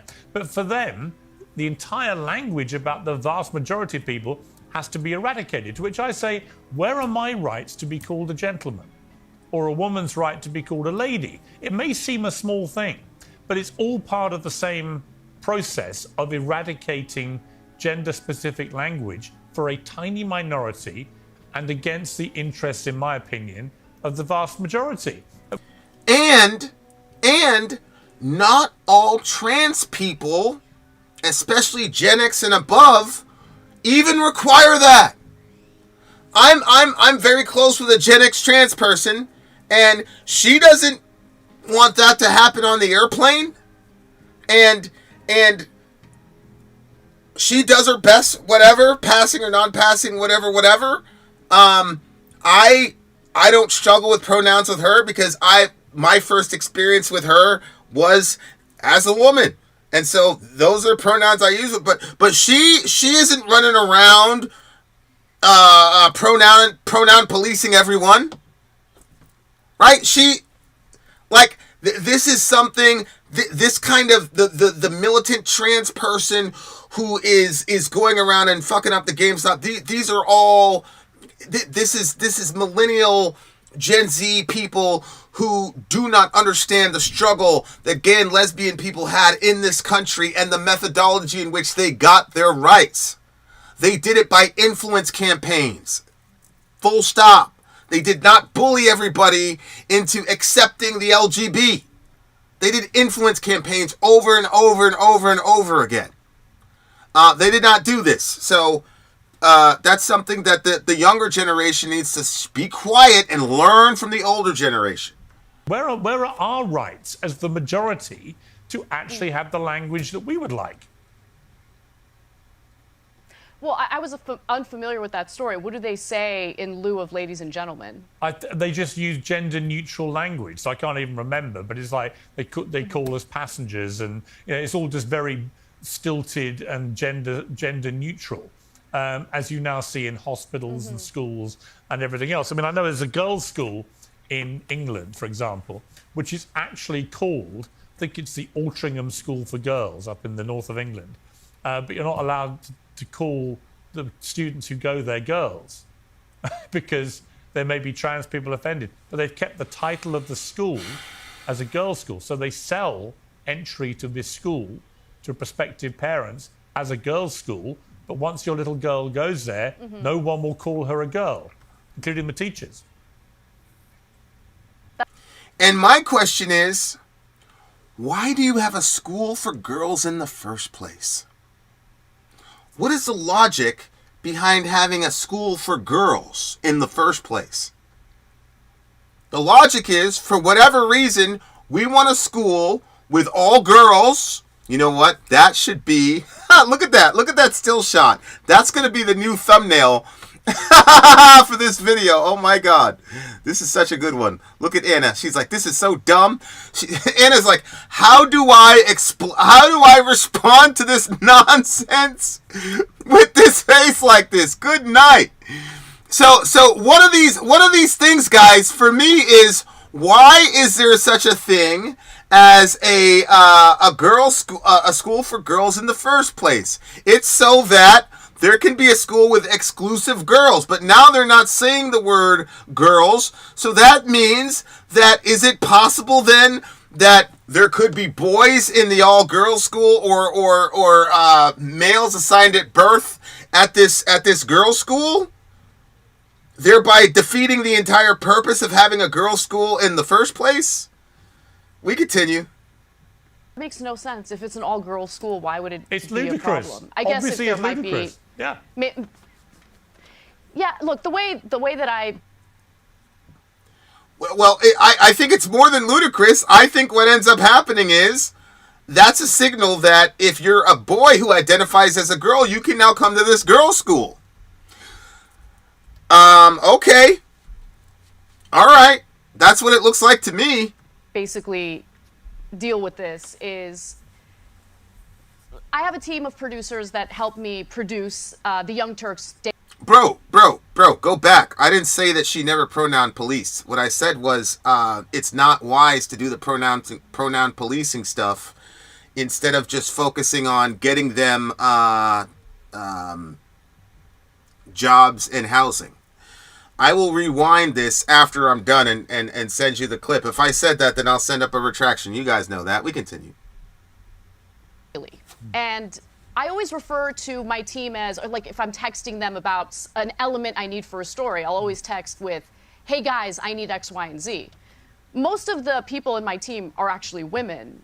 And so none of them are, I actually asked them, I'm like, are you guys at all offended that I say, hey guys? Are you guys offended that I said that? Kind of the way we spoke. Like, in my generation, we kind of address a group of people as, hey guys. Who cares and anyway? they're totally fine with it, because guess what?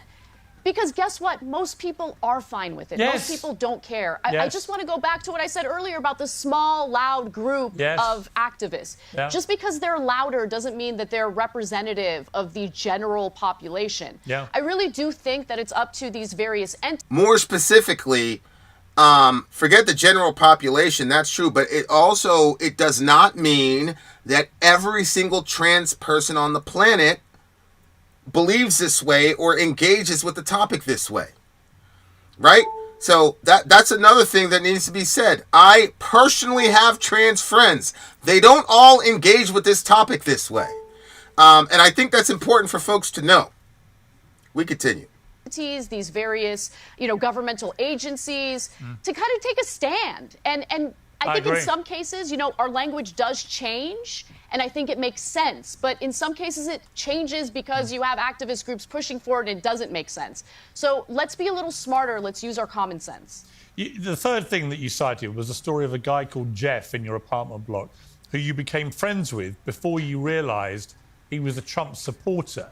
And that changed your view of what a Trump supporter actually could be like. Tell me about that. Well, I think that in Trump's first term, a lot of people placed themselves in silos. So I was very much in a left-wing silo where I kind of refused to have any kind of relationship with someone who had voted for Trump. And so as a result, I was allowing kind of like the Democratic Party and mass media to paint a picture of all Trump supporters without really investigating it. I just kind of accepted what their summation was. Jeff, who I love, and I kind of feel bad because now like a lot of people are talking about him and he didn't ask for me to mention him. But anyway, I met him at a time when I needed help. Like I was moving into this building. My husband wasn't available. He was going to a fire academy training. And so at that time, I'm like lugging my husband's heavy bicycle up the stairs. And Jeff comes across and just says, can I help you with that? He grabs the bike and he basically helped me move in. And this guy doesn't know me. This guy really had no reason to help me, but he dropped everything he was doing and decided to dedicate the rest of the day to helping me out, getting to know me. And throughout, the subsequent weeks and months, we got to know each other better. Really, really sweet guy. And then one day we're at an HOA meeting. I remember we're sitting together on the couch as the meeting's going. There's an HOA meeting, okay, Homeowners Association. If you go to my other channel, there's a video that's like mini viral. It's like 300,000 views right now, and it's like it's a HOA guy. It's funny. Go check it out. Anyway, going on, and a woman in our building stood up and she said something negative about Trump, and I was shocked because Jeff whispers in my ear, oh, if she's gonna be trashing Trump, then I'm out of here, and that made me realize, oh, he's a Trump supporter. And so I investigated that a little more. I was curious about his politics. He was a lifelong Democrat. I will say my buddy Applejack has interfaced with Anna on multiple occasions. Oh, Anna admitting she was in an echo chamber, but when I said I was stupid and I got blocked on Twitter. Remember that, Vin? I do remember that. But again, she said that was when I was immature. I hope I've matured. You gotta let it go, bro. You gotta let it go, brosif.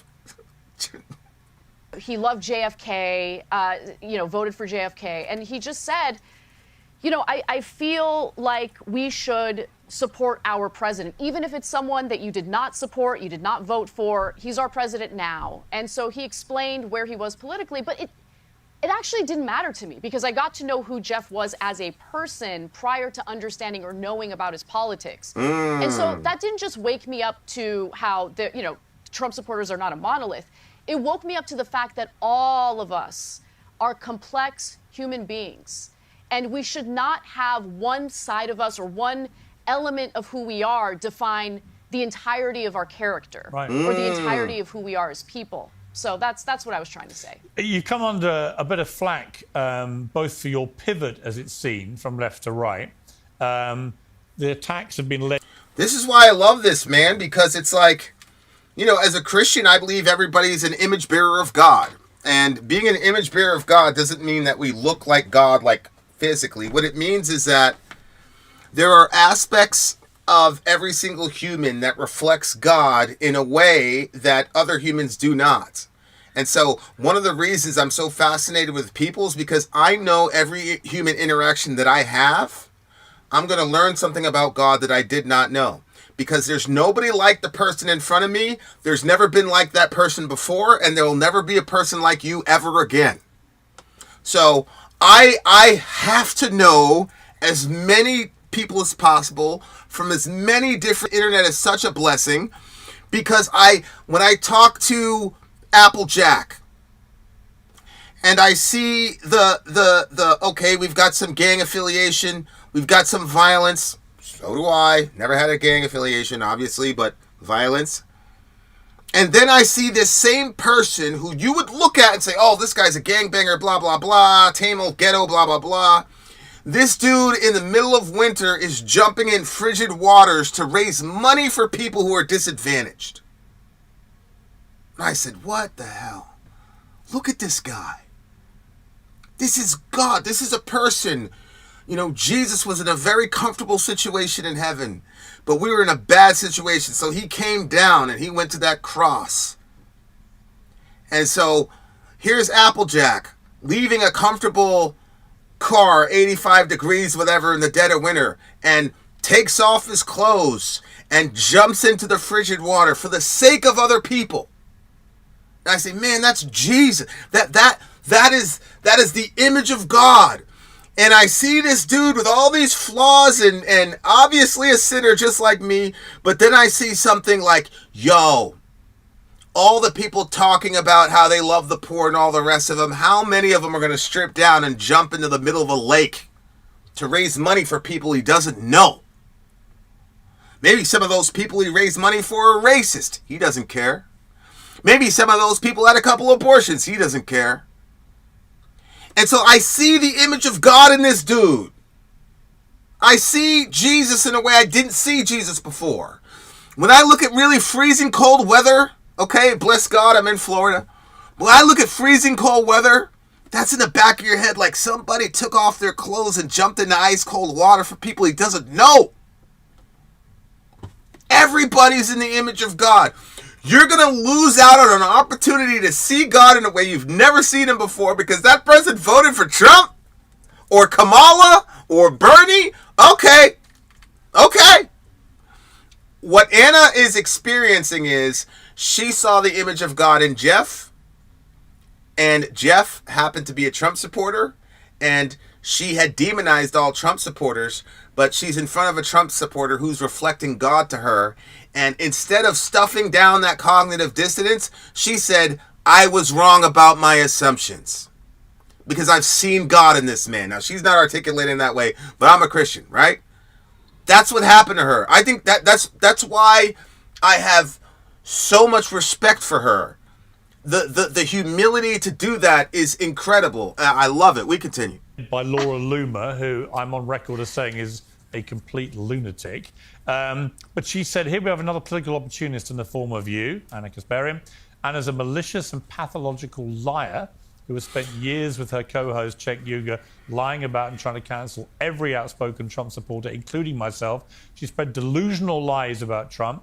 But now in a low-cut top and a full face of makeup, she wants to tell some make-believe story about a guy called Jeff who all of a sudden made her realize that 80 million people are all unique individuals and not Nazis. Come on. Nobody is buying this garbage. Anna's trying to remain relevant to the changing media landscape after she's made serious cash bashing people like me who actually busted my ass to help Trump get elected. She's a full-blown liar. We need to reject people like this, blah, blah, blah, blah, blah.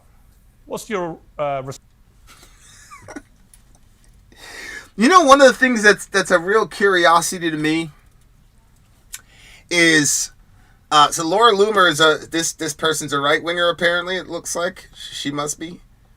One of the things that's really fascinating to me about human nature is that you have people that do not want to believe that a person can change. Like, they don't want to believe it. Now, at one level, I kind of, you kind of have to say, well, Anna, you know, this is kind of, you know, this is kind of just in a way, because anytime somebody switched sides before your revelation, Anna, you said that they were grifters and all the rest of it, and it wasn't very nice to Tulsi Gabbard, for example. Anybody that switched from Dem to Republican or progressive to Republican, she would call them a grifter, blah, blah, blah, blah, blah. I'm at the point now where if I hear anybody get called a grifter, I automatically assume that they're not being a grifter because it just gets used so many times. So it's just fascinating to me, the judgmentalism of people. It's like, oh, she's here and I want to keep her here forever because I want to have an icon to hate or a pinata to bash. And if this person actually changes, then we can't do that anymore. Response to Ms. Loomer. Well, my response is actually going to clarify something you said a little earlier, which is my pivot from the left to right. I would not describe what I'm currently espousing as right-wing. I have been, basically, on economic policies, I'm very much left-wing. I have rejected the Democratic Party because they sell a bill of goods that I'm not interested anymore. Same with the Republican Party, generally speaking. So I consider myself unaligned, and I have moderated my views on a handful. She has a show called Unaligned, I believe, and I'm right there. You know, I'm gonna, when I die, you're probably gonna hear something about abortion. I've dedicated my life to fighting that evil, to my final breath. But I also know that there are other issues in the world. And so I try to balance it out because I remember one time, it was right at the beginning of the Iraq War. It was at the beginning. It was going into year 4, and I think it was like 2008 when Bush was going up for re-election. And it was, I think it was Bush versus Kerry, I think it was. And I remember, I'll never forget it, because we had this one guy who was the liberal at church, and everybody hated him because he was against the invasion. And I remember him saying, like, yeah, you know, that this election's, I'm really torn. I'm like, you're torn? I said, John Kerry believes in abortion. What are you doing? I thought you were supposed to be pro-life. He goes, you're pro-life? I said, of course. He said, so what about the people in Iraq? I said, what about them? He said, we're killing people in Iraq right now. I'm like, well, I mean, they're, you know. And he just looked at me. And it took me years to realize the obvious hypocrisy of being pro-war, being pro-shock and awe, being pro-indiscriminate bombing and killing people with the idea that you're now all of a sudden pro-life. Because you don't want little children in the womb to be killed. Go tell those kids in Gaza that you're pro-life, Republicans. Yeah. The thing wasn't that simple after I had that conversation with Gary. Shout out to the homie. Of some social issues. So that's where I am right now. I really am unaligned. Neither political party represents my best interests. With that in mind, I think Laura Loomer is worried that I'm going to vie for some sort of role in Trump's White House or in the Trump ecosystem. And I just want to let her know I'm not vying for any of that. I'm very happy where I am at work. I don't want to push you out of whatever position you have in the Trump universe. Like, the fact that she brought up my physical appearance, I thought was interesting. I'm sensing a little bit of jealousy, if I may say. Okay, now I gotta Google this Laura Loomer character. With someone like Laura Loomer. So I just want to can't think of let her anything know worse. everything's going to be okay, Laura. Yeah, All right, Laura Loomer. Let's see. Let's see. You could suggest that I might at least want to do. Number 1 would be rolling in the mud with Laura Loomer. But what people have said is they said you were quite Laura outspoken. Loomer. I'll play it to you. This is what you said when Dave Rubin pivoted. Let's have a look. Okay, that's Laura Loomer. What are they saying? I don't. It looks. Well, Laura Loomer said something about Anna's physical appearance, apparently. And so that's out of bounds or whatever. But it looks like Laura Loomer is a little bit jealous because she had the double chin action going or something like that. I don't know. I mean, I wouldn't even have cared how she looked if she wouldn't have brought up Anna's appearance. I mean, good night. Okay. All right. But I really appreciate Piers here because he's really challenging her. Because like I said, when people pivoted, Anna wasn't very nice either. So I'm very interested to see how she responds to the Dave Rubin thing, because look at her face. I still think she's not a fan of Dave Rubin, and I still think she believes everything she said about Dave Rubin is still true. Let's see. Here we go. There has been this prevalence of prominent figures who identify as the left, right, or on the left, who then later start to, cozy up to right-wing figures, and then it turns out that they completely move to the right wing because they're essentially paid to do it. They're used as tools by the right wing to essentially spew right-wing talking points while purporting to still be on the left. In fact, Dave Rubin's a great example of that. Dave Rubin used to work with us. He identified as someone on the left. Yeah, go ahead. Forgive me, Anna. Dave Rubin made a video for PragerU, Why I Left the Left. Oh, I know. He does not, in fact, state to the world that he's still on the left. I don't know who you have in mind, so I can only address the one name that you gave. So, I mean, have you pulled a Rubin, as some people suggest? This is going to be really interesting, because I still think that Anna thinks that Dave Rubin is a grifter, but she's in a really bad situation now, because she was really the one that created that whole thing. Like, if you go to the right, you're a grifter. There's no way that you could actually have believed, in our methodology, and now you're going to them. Like, you must be because of money. So I am very interested to see how Miss Kasparian is going to respond to this this call out by Piers. Let's go. I mean, I'm still pretty left-wing, and I'm still working at the exact same place. Look, I don't know. Maybe I was wrong about Dave Rubin, but I just felt that he, first of all, after he left TYT, he did lie about us, and that bothered me because we were still friends, and I didn't understand what was going on. So I was discombobulated about what was happening with Dave after he left TYT. He did leave on good terms, so it was weird. And, he kept saying that he was this classical liberal, but had trouble defining what that meant, and had trouble reinforcing or at least backing up some of the claims that he was making about, his newfound identity. So, look, live and let live. Dave is doing his thing. I did feel that his pivot was strange, but maybe it was sincere. Who knows? Well, it's interesting. You did not say his pivot was strange. I don't have the clip, but you said he's doing this for money. He's doing that's all it is. You didn't say, it's strange. You could tell she still doesn't believe it. And that's fine. Anna, you just tell him, I don't believe it. Just because, look, Jesus had 12 disciples. One of them was a traitor, okay?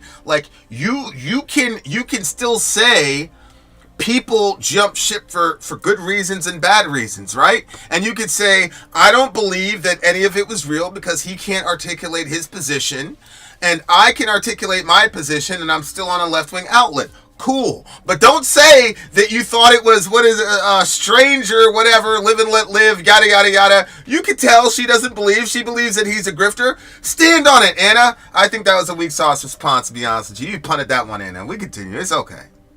Me of being a Republican. It was Brian Tyler Cohen, I think. He said, "You're obviously a Republican." Or why'd you have? He was one of them. And I said, "Look, I'm not a Republican. I'm somebody who identifies as liberal, but who has increasingly felt in recent years that I have absolutely nothing in common with modern day far left woke supposed liberals whose whole behavioral pattern is not remotely liberal. It's actually a form of modern day fascism, which is incredibly ironic given that they would say fascism is the one thing they hate most in the world." And I feel a bit like Bill Maher and people like that. Can we just say authoritarian instead of fascist? Can we? There's nobody in the pink brigade or the trans brigade that's gonna murder you for saying something transphobic or anti-LGBT. Can we just calm it down? It's not fascist what they're doing. You can call it authoritarian, fine, but can we stop? What do you mean? They'll say in their videos that they're gonna assault women. No, that's not the thought leaders in the group. That's you're talking about, okay, that's some leader. weirdo on TikTok. Okay. You can find death threats everywhere, right? So what we're talking about is the policies that these folks are trying to implement. They are not trying to implement fascist policies. You're not going to get sent to the gulag. You're not going to get executed for disagreeing with trans people. Like, stop.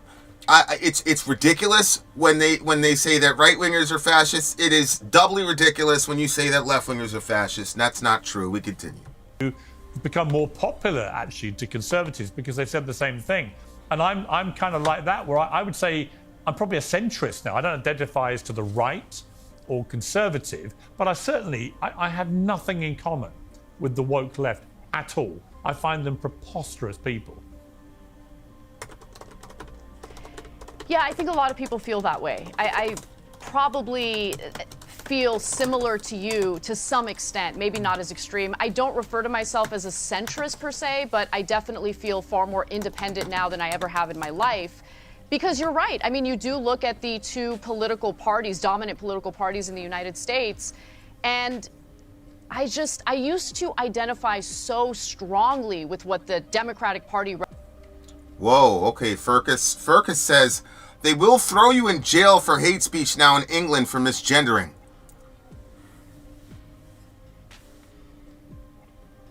Okay, if that's true, I haven't seen it and I haven't reported on that, so I can't say that that's true. But if that's true,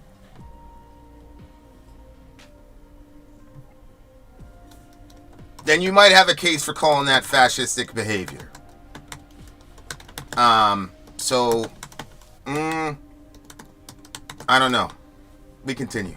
Presented, but as they have kind of devolved further and further down this like rabbit hole of maximalist policies for like very specific groups of people, and that's the other thing.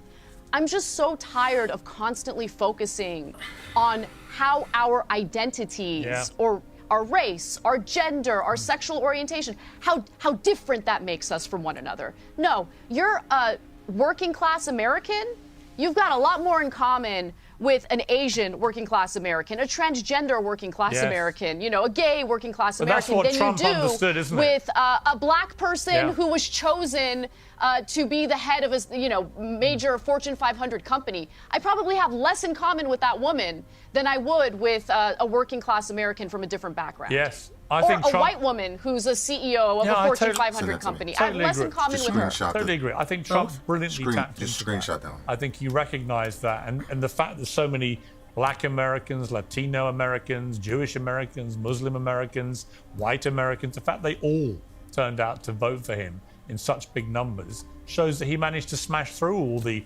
ethnicity and religious divides and everything else. And he just tapped into things they all cared about, which were cost of living. I don't think he smashed through anything. I don't believe, like, all this identity politics and the way that everybody was, like, siloed by these people, like, I never thought it was real. Never. He didn't have to smash through everything. You know what he did? Everybody was sick of it. Okay? All he did was say, aren't you sick of this identity politics bullshit? What the hell does that have to do with the eggs? Nothing. Nothing. All right, I've got an update about the you can go to prison for misgendering somebody. I'm hesitant to post articles from England because I don't know, like, if the Suffolk Journal is like the Fox News equivalent or the Huffington Post equivalent. This says, detainment of British woman for misgendering person shows free speech is under attack in the UK. That was from 2019. But yeah, I'm not gonna lie, bro. Like, if you can go to prison for misgendering somebody, yeah, I would look at that as extremely authoritarian, on the road to fascistic. I don't know, but whoa. That's still open then, as far as left-wing fascism goes. That's still open. Illegal immigration, and look at my man Stout. Look at my man Stout. God bless him. God bless Stout. Look at him. Sometimes, like, I just don't even know if this is, like, real. Mm-hmm. Look at what my man Stout said in response to people getting locked up for misgendering a person. It appears hate speech can indeed result in jail time. Only in serious cases. Jail, not prison. That's fucking terrifying. Crazy. Something's wrong with him. Jail, not prison, guys. We're literally taking people and putting them in jail because they don't want to go along with the gender game? I'm blown away. Like, wow. Also add the woke culture, which has become increasingly antithetical to what most people want to see their lives led like. They don't want to live in a life of fascist kind of control where everyone gets cancelled for saying the wrong thing or reading the wrong book or laughing at the wrong moment of a joke, etc. I want to play you a clip. This is Kamala Harris. For some inexplicable reason, the Democrats put out this clip last night of Kamala Harris, which is, I can't even imagine the logic other than chucking it under a bus. Let's take a look. I just have to remind you, don't you ever let anybody take your power from you. You have the same power that you did before November 5th. And you have the same purpose that you did. And you have the same ability to engage and inspire. So don't ever let anybody or any circumstance take your power from you. I mean, she just looked like a broken woman to me. This was the woman who was selling us joy, who looked utterly miserable, still talking in a kind of generalized word salad way, and also and talking nonsense. Because of course, you know, the Democrats just took a massive drubbing, and it's on her watch. So of course they're all going to feel that, you know, not as confident and strong as they were before. They need a radical rethink, I think, the Democrats. But it was kind of sad, wasn't it, that video? I mean, I thought it was kind of funny. Like, I see myself as a 22-year-old at 3 a.m. at a bar talking to a best friend. Yeah. Okay, that's what I sound like. Yes. Don't let anybody take your power away Yes. from you. So, like, okay, but I still but putting that believe aside, in you. There is I still believe in you, exactly. But putting that aside, you know, there's a part of me that feels a little bad for Kamala Harris. That's what I'm saying. Like, I mean, I don't really relate well to this concept of, like, being humiliated, you know, whatever. I don't. I was just watching. We're probably gonna watch it, but like they were talking about people in this specific kind of field that we're all in, and it was like there's this myth that this group hires sociopaths. Like, you have to be a sociopath to get hired, and like he was saying, well, obviously not, because if we train this person, whatever, and they're a sociopath, there's no way you could control them. He said, what you want is a person with sociopathic tendencies. So he was talking about, you want people who are traumatized, you want people with daddy issues because they know how to function in hostile, austere environments. And you want them to have sociopathic tendencies, but you don't want them to be a complete sociopath. Mm-hmm. So one of the things about sociopathy is it's very hard to embarrass them. So I'd say, okay, because when I sit and talk to you, I'm like, it kind of makes me go back and go, wait a second. You know, because to me, I'm like, you get embarrassed about everything. And you're like, you get embarrassed about nothing. And so I have a hard time. Can you, like, if you were Kamala, I keep seeing, Kamala got humiliated, blah, blah, blah. It's like, you had 100 days to run an election against a generational talent in Donald Trump. It's like, if I did a one-on-one basketball game with LeBron James, and we were playing to 15, make it, take it, and I scored 4 points, and he destroyed me in front of my kids and you, I would not be embarrassed. I wouldn't be embarrassed. I'd say he's LeBron James. What you expect? I scored 4 points on the nigga. You take the ball, do something. You see what I'm saying? Like, yeah, but I don't understand how. Okay, you lost to Donald Trump, who is at this point, I'll say, in my lifetime, the most talented politician I've ever seen. I would put Donald Trump as at a LeBron James level as far as his skill as a politician. And I would put Kamala Harris at my level. I think Trump versus Harris is equivalent to LeBron versus me. I truly do.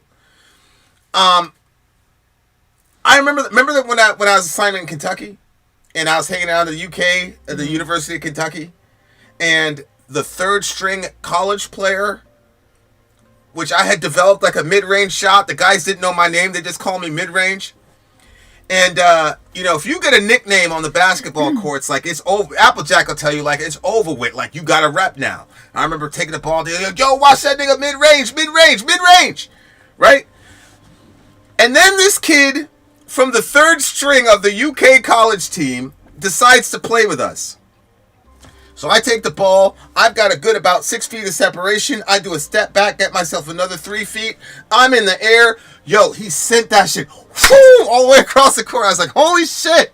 I said, okay, I got something for you, bitch. I came down the next time. I set up for the thing, pump faked him. He went sailing. I said, whoop, made a little sound effect, put the shot up.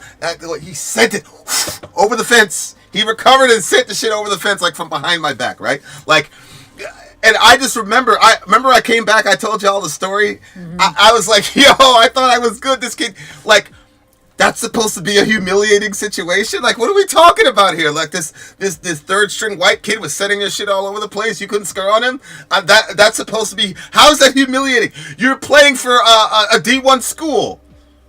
I'm a kid out in, whatever. You know what I'm saying? So, like, why would Kamala be humiliated because she lost? I mean, I have seen them underestimate their own people and their own strategies, and I think that there's been maybe an underestimation of Trump also. Like, he's this sort of bumbling guy from The Apprentice. Mm-hmm. And they haven't seemed to realize that he's not. They want to talk about that he went and got bankrupt. But we don't want to talk about that he got himself out of that and he, where he is. You know what I'm saying? Yeah. So I don't know if there's some of that. For me, I get, embarrassed a lot more easily than you do. But at the same time, Kamala losing to me, probably I would feel like, oh, I can see how that would be. If she's not even the first one. Like, Hillary already tried. It didn't work for Hillary. So It's the second time. And for me, the way that she got to her position, that's the embarrassing part. So I can't get past. You're talking about how she made her way to the top. To me, is absolutely embarrassing. So her not getting the presidency, but she was doing the different I gotta tell you that and all of the money that she that would embarrass me too. It would. I could not believe it when I heard the numbers, and then when you figured out what the numbers were going for. The daddy, whatever. On the most recent, I thought it was just $1 billion. She said she raised $1.5 billion, mm-hmm. and you're still $20 million in debt. I think that's embarrassing. That's to me. pretty bad. So I don't really understand being embarrassed about losing the presidency, especially when you only had 3 months to like really campaign and do everything. Right. So I don't understand that side of it. There are a lot of things, in that situation that embarrassed me, but that's losing the president. If I was Hillary, I would have been embarrassed because they did so much, like, the glass ceiling, they rented the place. Like, I know you have to do those things because if you do win, you have to be prepared. But like that level of, it was really elaborate, the celebration. Right. That. And then it not happening, but on both of their sides, the fact that they did not come out right after, that embarrasses me too. Because there's already the stigma that us women have that we're overly emotional and that our emotions are going to get in the way of what we have to get accomplished. And then they went out and both proved it back to back. It's like, okay, we're going to need, if a woman loses, she needs to come out and just like... And man up. Handle it. Yeah. And you can't prove the stereotype when that thing, we're all watching.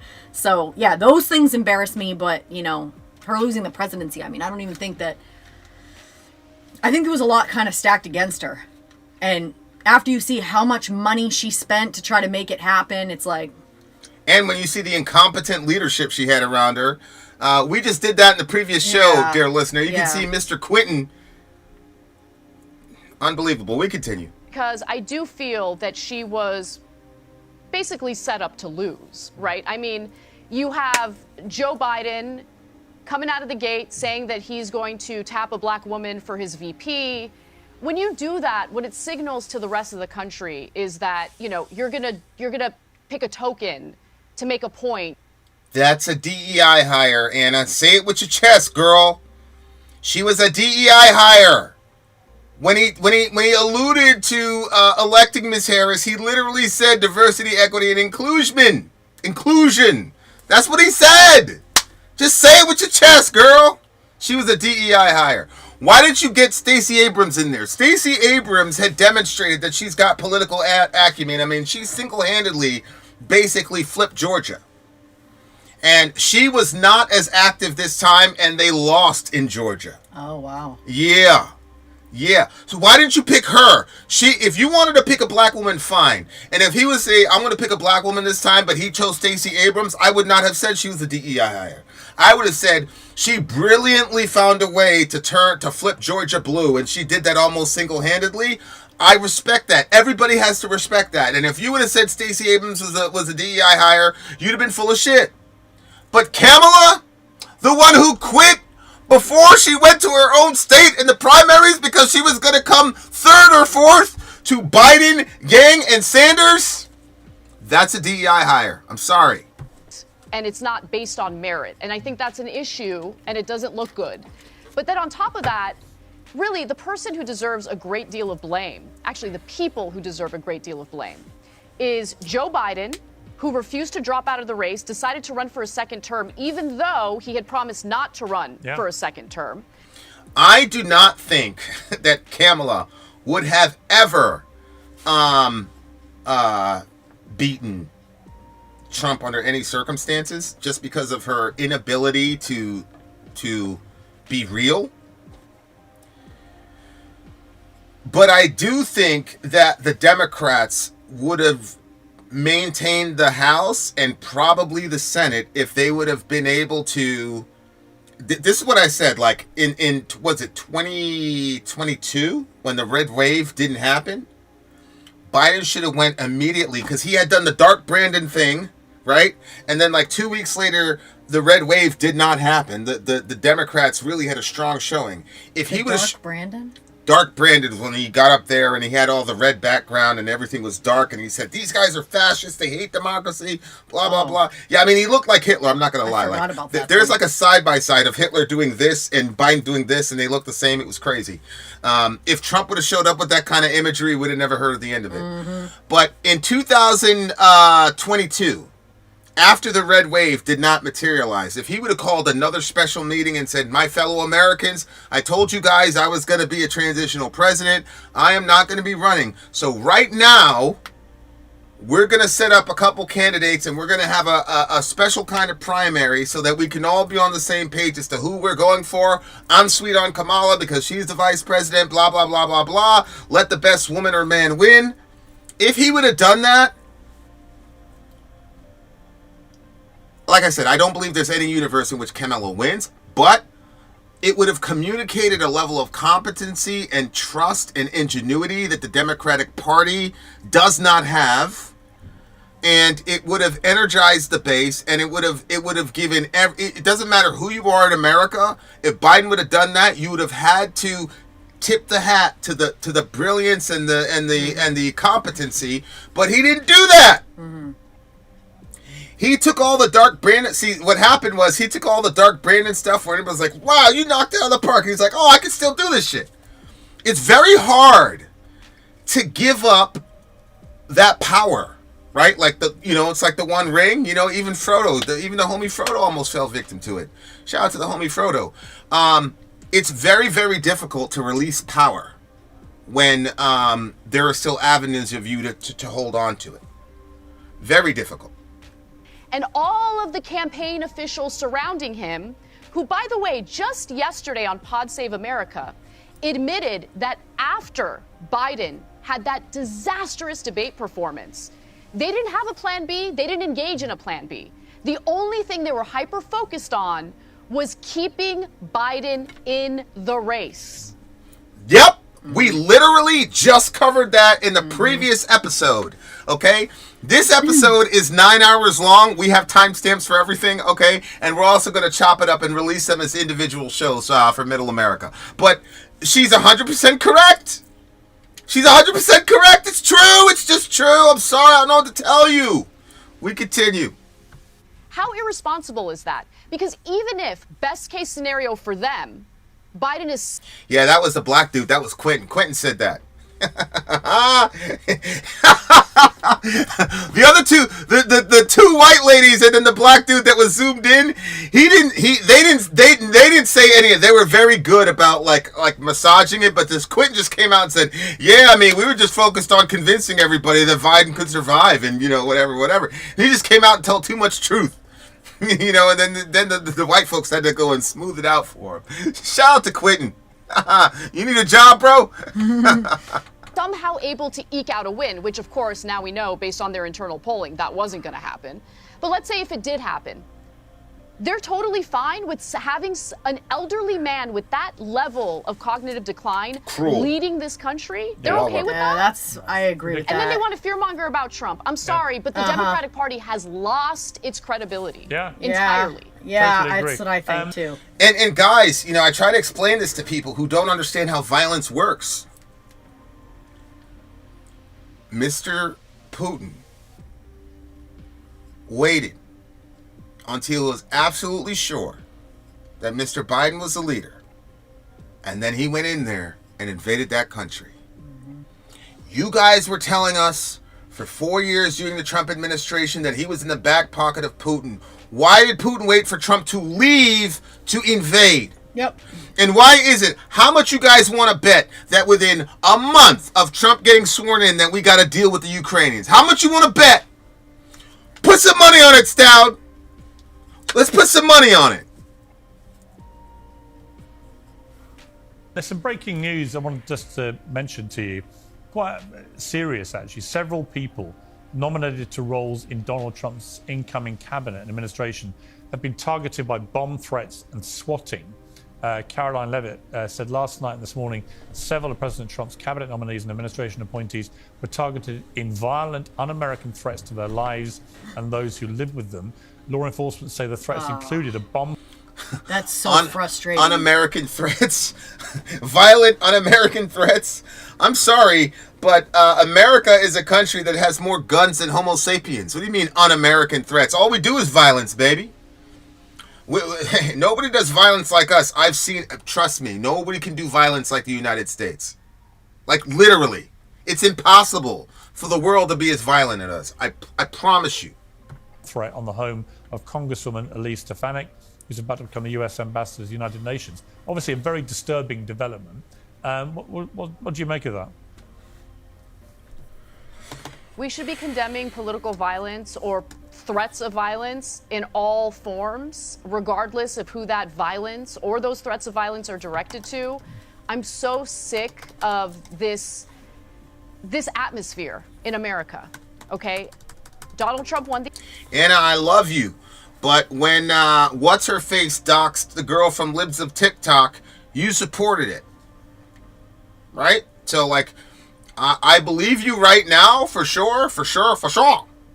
But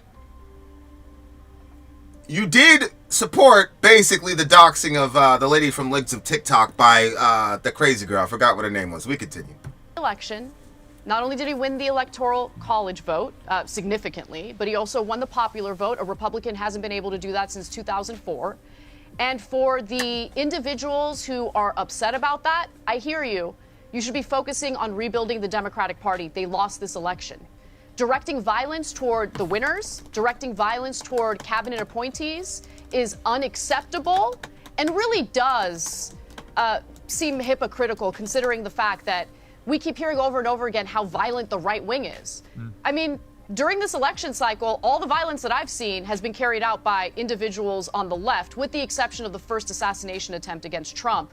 We still don't know, what motivated that guy, but his politics were all over the place. Yeah. But, the second assassination attempt, obviously someone on the left, these threats of violence toward cabinet appointees, it's unacceptable. It is. Let's please be smarter than this. Yeah. Well, I mean, Cenk was the one, for me, that coined the term stochastic terrorism, where you put a bunch of, toxic shit in the air, because you know that some crazy person is going to latch onto it and do something violent. So you're creating a violent situation, but you have you're not liable for it. And what's interesting to me is that a lot of leftists and a lot of these, Trump is a fascist, Trump is literally Hitler. They don't seem to see the correlation between constantly drumbeating that this man is a traitor, that he is in the pocket of a hostile country, i.e. Russia, that he's a fascist, that he's going to create concentration camps. You guys and all of these were lies. You guys consistently put that out in the ether. It was just a matter of time. I told my boy, because he's a giant Trump supporter. I said, if your man Trump gets through this election cycle without an assassination attempt, he's not real. He's one of them. Because there's no way that this dude could be saying all this stuff against the status quo and still be walking around if there wasn't some play. I said that to him last year. I also said that to one of my boys. I can show you guys the text messages and the dates of those text messages. Well, they tried to assassinate him. That means he's not on their team. That's what that means. And there's this to me is almost as obvious as the Epstein thing. Y'all are trying to tell me that this kid was able to go through the concentric circles of protection that the Secret Service has for principals. He wouldn't have been able to get in a Slipknot concert like that. It's true. You're right. Look, we've had VIP. We've had VIP passes, like literally the band, like one of the biggest bands literally ever in the world. I got dude's phone number, his personal phone number. It doesn't matter. Yep, they saw my VIP pass. They heard from the guy. Literally, the dude from the band sent one of his roadies to come get us. Okay? We still could get in that bitch without them checking our bags and all this shit. This motherfucker had a rangefinder, okay? He had a scoped rifle. People were pointing and say, "Hey, there's that kid." And if you think that there's nobody, if you think that that's completely just, okay, I got a bridge for you in Africa. Give me your social security number. I know a Nigerian prince. We're gonna make it happen for y'all. Come on, guys. And on a lighter note, we started talking about Cenk. I want to end by talking about him very briefly. We have a Cenk mashup to show you. Oh, what? I'm going to attack you. Come on, this guy's a fool. Cenk, Name one Palestinian you find acceptable to make a peace deal with. Stop shouting. Okay, because you don't want peace. All you want to do is slaughter more Palestinians. This whole thing is based on a lie. These are vicious, vigilante thugs. And they have done more violence than all of the peace protesters in the country combined. Where are the arrests? Where's the outrage? Where's the indignation? You pretend that you care about protecting students, but you only care about protecting one side. Hey, if someone takes out somebody from with a stretcher, I'll pay the legal bills. Attack people. I just wondered, Anna, whether you had any advice for me on how to deal with Cenk's obvious anger management.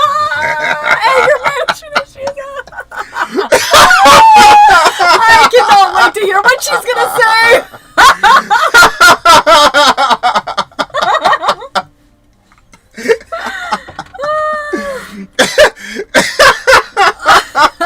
Look at her.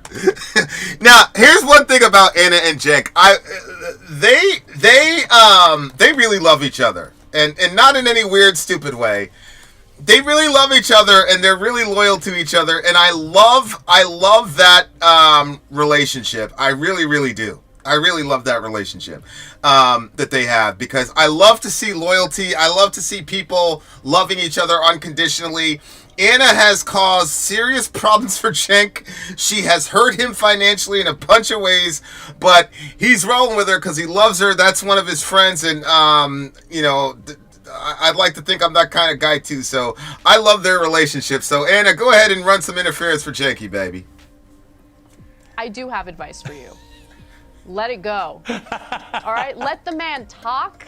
Let the man do his thing. Look, I know that for some, he comes across as, too aggressive, a little too animated, but understand where that's coming from. It's coming from a place of authenticity and sincerity. 100%. And for him, it's righteous anger, it's righteous rage.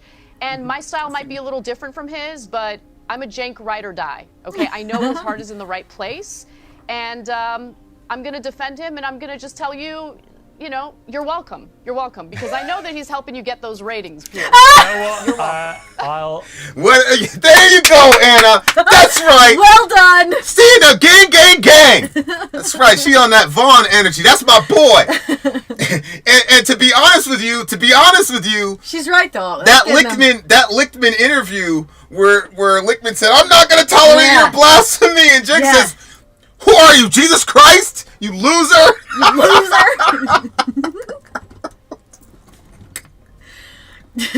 I'm not much of a political person, but I have gone back to watch that clip, even without you.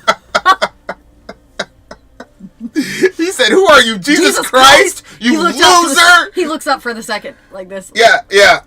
We should have done the Middle America. We're on hour 9, guys. Type 22 if you guys want to see another Middle America marathon where we just hang out. You said another one. I was like, where we just hang out for the entire day together. I've been doing this since 12 Eastern Standard Time. It's now 9:30, and then I'm gonna do another show on another channel for another 4 or 5 hours. Okay. I just love that though. I love seeing Anna stand up for Jenk. I love it because Jenk has taken a bunch of bullets for Shorty. He really, really has. I might use this as a screen cap too because she looks to be happy. I haven't seen her happy in a while. Good for you, Anna.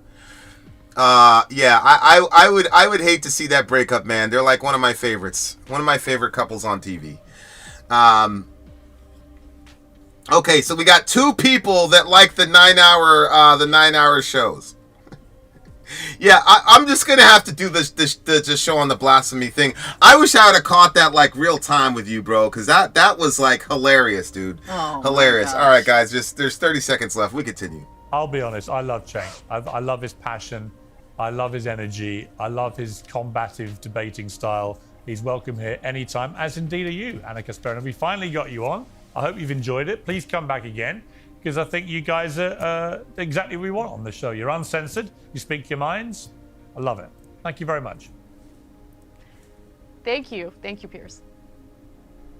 All right, there you go. Bada bing, bada boom. All right, guys. We are actually going to sign off. We're coming back at 10 o'clock on the other channel. We have another channel where we do music reviews. It's just Vid and Sori. Shout out to JLB. It's 3:30 in the morning where he is. He should be sleeping, but he stood up with us because he's trying to learn about American culture. We appreciate that. BC was here from the start. I don't know. I might do this again tomorrow. I don't know. Tomorrow's but this was Thanksgiving, and you won't have a wife if you do that. Oh, is it really? Yes. I didn't realize that till I went out there, and then I was like, oh no! I had to rush and get the turkey brine and everything. Oh, look how sad he is. We'll do your Middle America. We'll do our thing. No, it's okay. Yeah, that's right. You guys would never see me again if that happened. Shout out to Hunter. You've been here all day. BC, you were here from the start. I appreciate it, guys. For real. All right, guys. Much love to all you beautiful people. Remember, love your neighbor. Take care of each other. Middle America. We are the media. You guys are my witnesses. I'm the one that created that phrase, and Elon is now starting to take it from me. Thief. Thief. Thievery. Thievery.